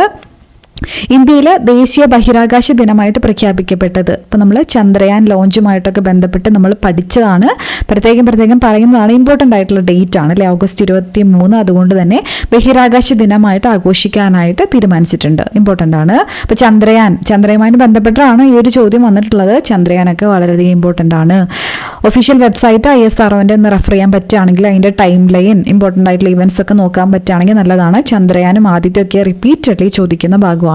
സൂര്യനെയും ബാഹ്യവലയങ്ങളെയും കുറിച്ച് പഠിക്കാൻ ISRO തയ്യാറാക്കുന്ന ദൗത്യത്തിന്റെ പേര് ആദിത്യ L1. അപ്പോൾ ആദിത്യ L1 ഒക്കെ റീസെന്റ് ആയിട്ട് സ്റ്റേറ്റ്മെന്റ് ലെവലിലും അതിപ്പോൾ സിമ്പിൾ ആയിട്ടുള്ള ചോദ്യങ്ങളാണ് ഇതിൽ നിന്ന് ചോദിച്ചേക്കുന്നത്. ആദിത്യ L1 എത്ര ദൂരം ആണ് എന്നുള്ള രീതിയിലൊക്കെ ആ ഒരു കണക്കൊക്കെ ഉണ്ടല്ലോ, എത്ര പേലോഡ്സ് ഉണ്ട് എന്നുള്ളതൊക്കെ. 7 പേലോഡ്സ് ആണ് ആദിത്യ L1ലുള്ളത്. നമ്മൾ ISROൻ്റെ ക്ലാസ് ചെയ്തിട്ടുള്ളതാണ്. എവിടെ നിന്ന് നിങ്ങൾ പഠിക്കുകയാണെങ്കിലും ആദിത്യയും ചന്ദ്രയാനും ഒക്കെ വളരെയധികം ഇമ്പോർട്ടൻ്റ് ആണ്, ശ്രദ്ധിച്ച് പഠിക്കുക. അടുത്തത് അക്വാറീജിയോ ഒക്കെ നമ്മൾ ക്ലാസ്സിൽ പറഞ്ഞിട്ടുണ്ടായിരുന്നു. ക്ലാസ്സിൽ പറഞ്ഞപ്പോൾ ratio തെറ്റിപ്പോയിട്ടുണ്ടായിരുന്നു.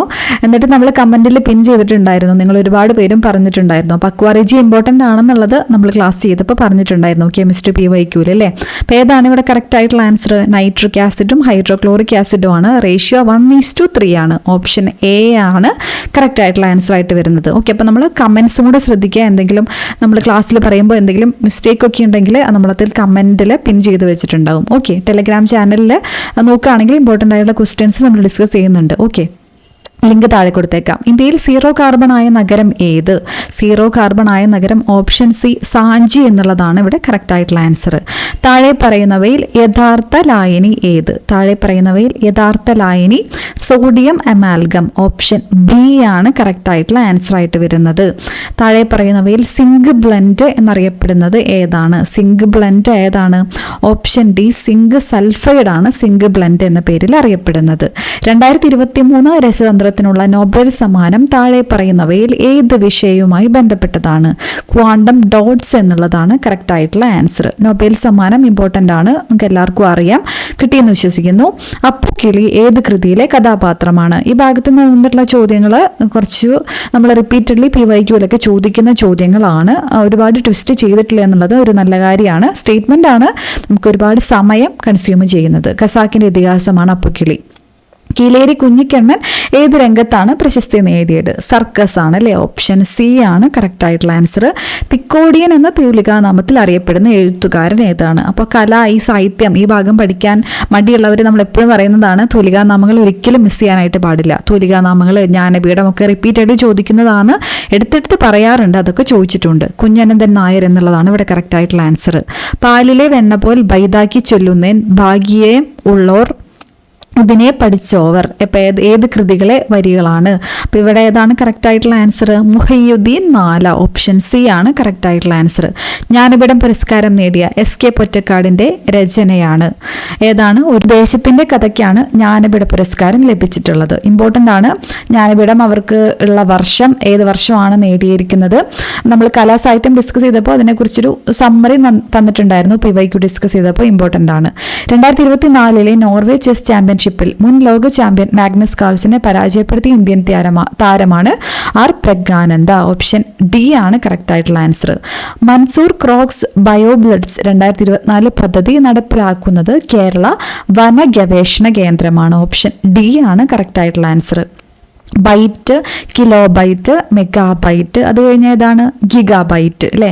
Byte, KB, MB, GB, TB, terabyte, അതാണ് അതിൻ്റെ ഓർഡർ. ഓപ്ഷൻ ബി ആണ് ഇവിടെ കറക്റ്റ് ആയിട്ടുള്ള answer.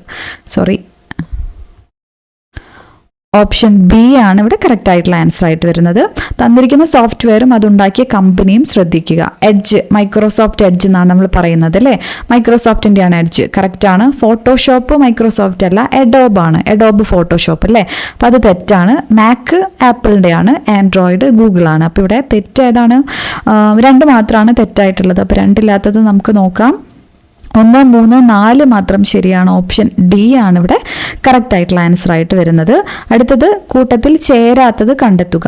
LAN, van, man, can ഇല്ല അല്ലേ? അപ്പോൾ local area network, wide area network, metropolitan area network. അപ്പോൾ ഓപ്ഷൻ സി ആണ് ഇവിടെ കറക്റ്റ് ആയിട്ടുള്ള ആൻസർ. താഴെ പറയുന്നവയിൽ മെറ്റ നമുക്കറിയാം ഫേസ്ബുക്കിൻ്റെ കമ്പനിയാണ് അല്ലേ? ഫേസ്ബുക്കൊക്കെ അതുമായിട്ട് ബന്ധപ്പെട്ടതാണ്. ഫേസ്ബുക്ക്, ഇൻസ്റ്റാഗ്രാം, വാട്സപ്പ് ഒക്കെ അതുമായിട്ട് ബന്ധമില്ലാത്തതാണ് നമ്മൾ ഒരുപാട് പേര് യൂസ് ചെയ്യുന്ന, PSC പഠിക്കാൻ ഏറ്റവും കൂടുതൽ യൂസ് ചെയ്യുന്ന ടെലഗ്രാം. ഓക്കെ, അടുത്തത് ഡീപ്പ് ഫേക്ക് എന്നാൽ എന്താണ്? ഡീപ്പ് ഫേക്ക് എന്ന് പറഞ്ഞാൽ വ്യാജ ചിത്രങ്ങൾ, വീഡിയോ എന്നിവ നിർമ്മിക്കാൻ AI ഉപയോഗിക്കുന്നതാണ് എന്ത്?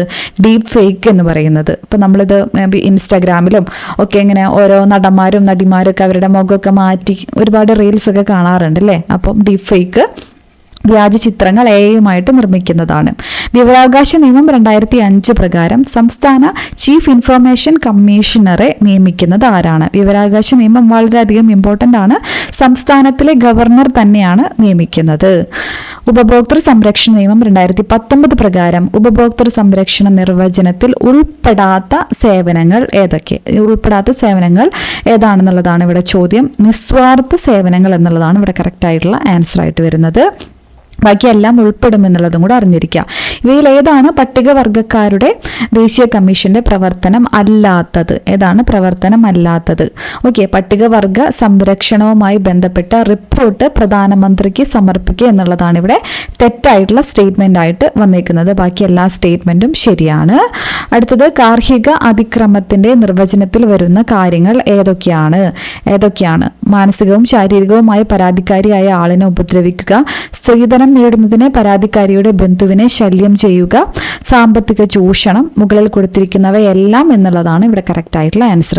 ലൈംഗിക അതിക്രമങ്ങളിൽ നിന്നും കുട്ടികളെ സംരക്ഷിക്കുന്ന നിയമം പോക്സോ ഇമ്പോർട്ടൻ്റ് ആണ്, സിമ്പിൾ ആയിട്ടുള്ള ചോദ്യമാണ് അല്ലേ. പോക്സോ പഠിക്കാണ്ട് നമ്മൾ പോകാൻ പാടില്ല എന്ന് പറഞ്ഞിട്ടുണ്ടായിരുന്നു. ഓപ്ഷൻ എ 2012 കറക്റ്റ് ആയിട്ടുള്ള ആൻസർ ആയിട്ട് വരുന്നത്. ദേശീയ മനുഷ്യാവകാശ കമ്മീഷന്റെ ചെയർമാൻ, ഇതിൽ ആൻസർ കൊടുത്തിട്ടുള്ളത് ജസ്റ്റിസ് അരുൺകുമാർ മിശ്ര. ഇപ്പം ആക്ടിംഗ് ആണ് നിലവിലെ, ഓക്കെ, ആക്ടിംഗ് കമ്മീഷണർ ആണുള്ളത്. ഇത് മേ ബി ഡിലീറ്റ് ചെയ്യുമായിരിക്കുമെന്ന് വിശ്വസിക്കാം. ഓക്കെ, ദേശീയ വനിതാ കമ്മീഷൻ ചെയർമാൻ ഓപ്ഷൻ എ രേഖ ശർമ്മ എന്നുള്ളതാണ് ഇവിടെ കറക്റ്റ് ആയിട്ടുള്ള ആൻസർ.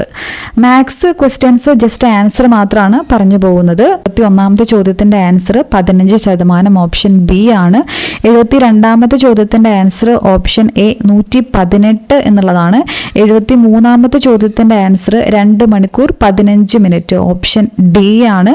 74ാമത്തെ പ്രൊവിഷണൽ കീ പ്രകാരം ആൻസർ എന്ന് പറയുന്നത് ഓപ്ഷൻ എ 1 ആണ്.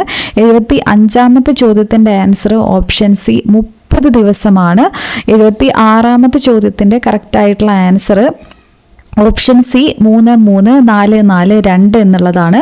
77ാമത്തെ ചോദ്യത്തിന്റെ കറക്റ്റ് ആയിട്ടുള്ള ആൻസർ ഓപ്ഷൻ ബി തെക്കാണ്. 78ാമത്തെ ചോദ്യം കറക്റ്റ് ആയിട്ടുള്ള ആൻസർ ഓപ്ഷൻ ഡി ആണ്. 79ാമത്തെ ചോദ്യം കറക്റ്റ് ആയിട്ടുള്ള ആൻസർ ഓപ്ഷൻ എ ആണ്.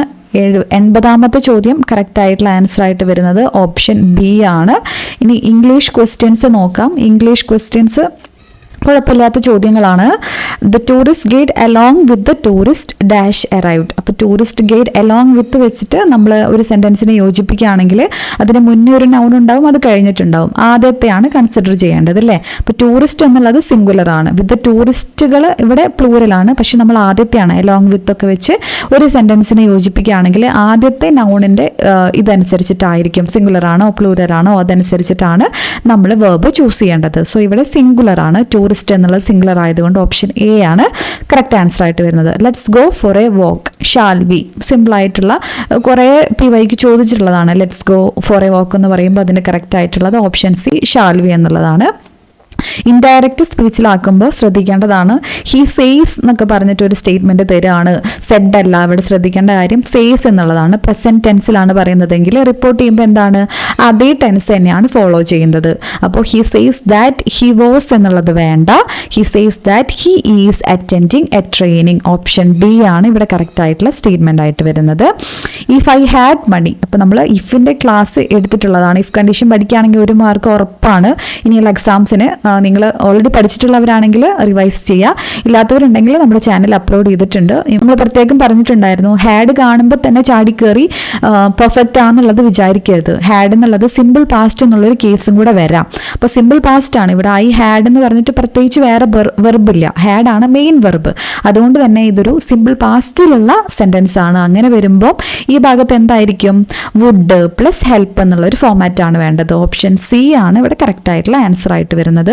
The doll belongs to the child എന്നാണ് അല്ലേ. ഓപ്ഷൻ ബി ആണ് ഇവിടെ കറക്റ്റ് ആയിട്ടുള്ള ആൻസർ ആയിട്ട് വരുന്നത്. ഐഡന്റിഫൈ ദ കറക്റ്റ് സ്പെല്ലിംഗ്, പ്രൊപ്രൈറ്റിന്റെ കറക്റ്റ് സ്പെല്ലിംഗ് ഇവിടെ ഓപ്ഷൻ ഡി ആണ് correct spelling. The idiom bone of contention എന്ന് വെച്ചിട്ടുണ്ടെങ്കിൽ എന്താണ്, സബ്ജക്ട് ഓഫ് ഡിസ്പ്യൂട്ട്, തർക്ക വിഷയം എന്നൊക്കെ പറയും അല്ലേ. ഓപ്ഷൻ സി ആണ് ഇവിടെ കറക്റ്റ് ആയിട്ടുള്ള answer. The pack of wolves howled at the moon എന്നുള്ളതാണ്. ഓപ്ഷൻ എ ആണ്, പാക്ക് ഓഫ് വോൾവ്സ് എന്നാണ് നമ്മൾ പറയുക.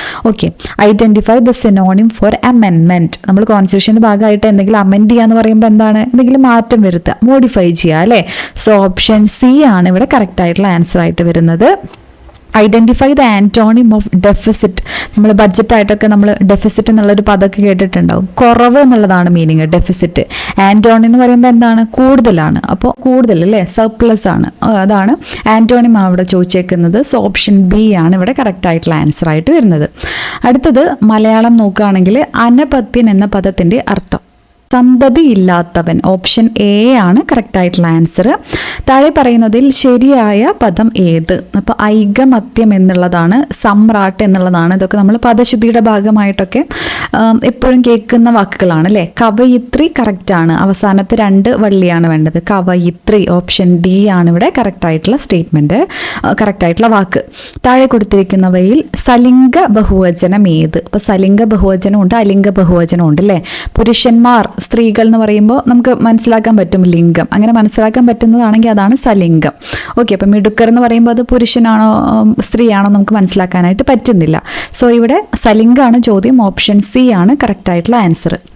ശ്ലോകത്തിൽ കഴിക്കുക എന്ന ശൈലി PSC റിപ്പീറ്റഡ്ലി ചോദിക്കുന്നതാണ്. ചുരുക്കി പറയുക. ഓപ്ഷൻ ബി ആണ് കറക്റ്റ് ആയിട്ടുള്ള ആൻസർ. പിഞ്ഞാണവർണ്ണം ശരിയായി വിഗ്രഹിച്ചെഴുതുന്നത് എങ്ങനെ? ഇതും മുന്നേ ചോദിച്ചിട്ടുള്ള ചോദ്യമാണ്. പിഞ്ഞാണത്തിൻ്റെ വർണ്ണം ഓപ്ഷൻ ബി ആണ് ഇവിടെ കറക്റ്റ് ആയിട്ടുള്ള ആൻസർ ആയിട്ട് വരുന്നത്. പുട്ട് ഔട്ട് എന്ന ശൈലിയുടെ അർത്ഥം. പുട്ട് ഔട്ട്, തീയൊക്കെ നമ്മൾ എക്സ്റ്റിങ്ക്യൂഷ് ചെയ്യുക, അണയ്ക്കുക എന്നുള്ള അർത്ഥമാണ് വരുന്നത് അല്ലേ. അപ്പോൾ ഓപ്ഷൻ എ ആണ് കറക്റ്റ് ആയിട്ടുള്ള ആൻസർ ആയിട്ട് വരുന്നത്. താഴെ കൊടുത്തിരിക്കുന്നവയിൽ ദ്രൗണി ആരാണ്? അപ്പോൾ ദ്രൗണി ഈ ചോദ്യം ചോദിച്ചത് ഇനി കറണ്ട് അഫെയറുമായി ബന്ധപ്പെട്ട് കൽക്കി എന്ന സിനിമ റിലീസ് ആയതുകൊണ്ടാണോ എന്ന് എനിക്ക് അറിഞ്ഞുകൂടാ. അശ്വത്ഥാത്മാവാണ്. ഓപ്ഷൻ ബി ആണ് ഇവിടെ കറക്റ്റ് ആയിട്ടുള്ള ആൻസർ ആയിട്ട് വരുന്നത്. ചിന്മുദ്ര എന്ന പദം ശരിയായി പിരിച്ചെഴുതുന്നത് എങ്ങനെ? 98ാമത്തെ ചോദ്യത്തിൻ്റെ ആൻസർ ഓപ്ഷൻ സി ആണ്. ചിത്ത് പ്ലസ് മുദ്ര ആണ് ചിന്മുദ്ര.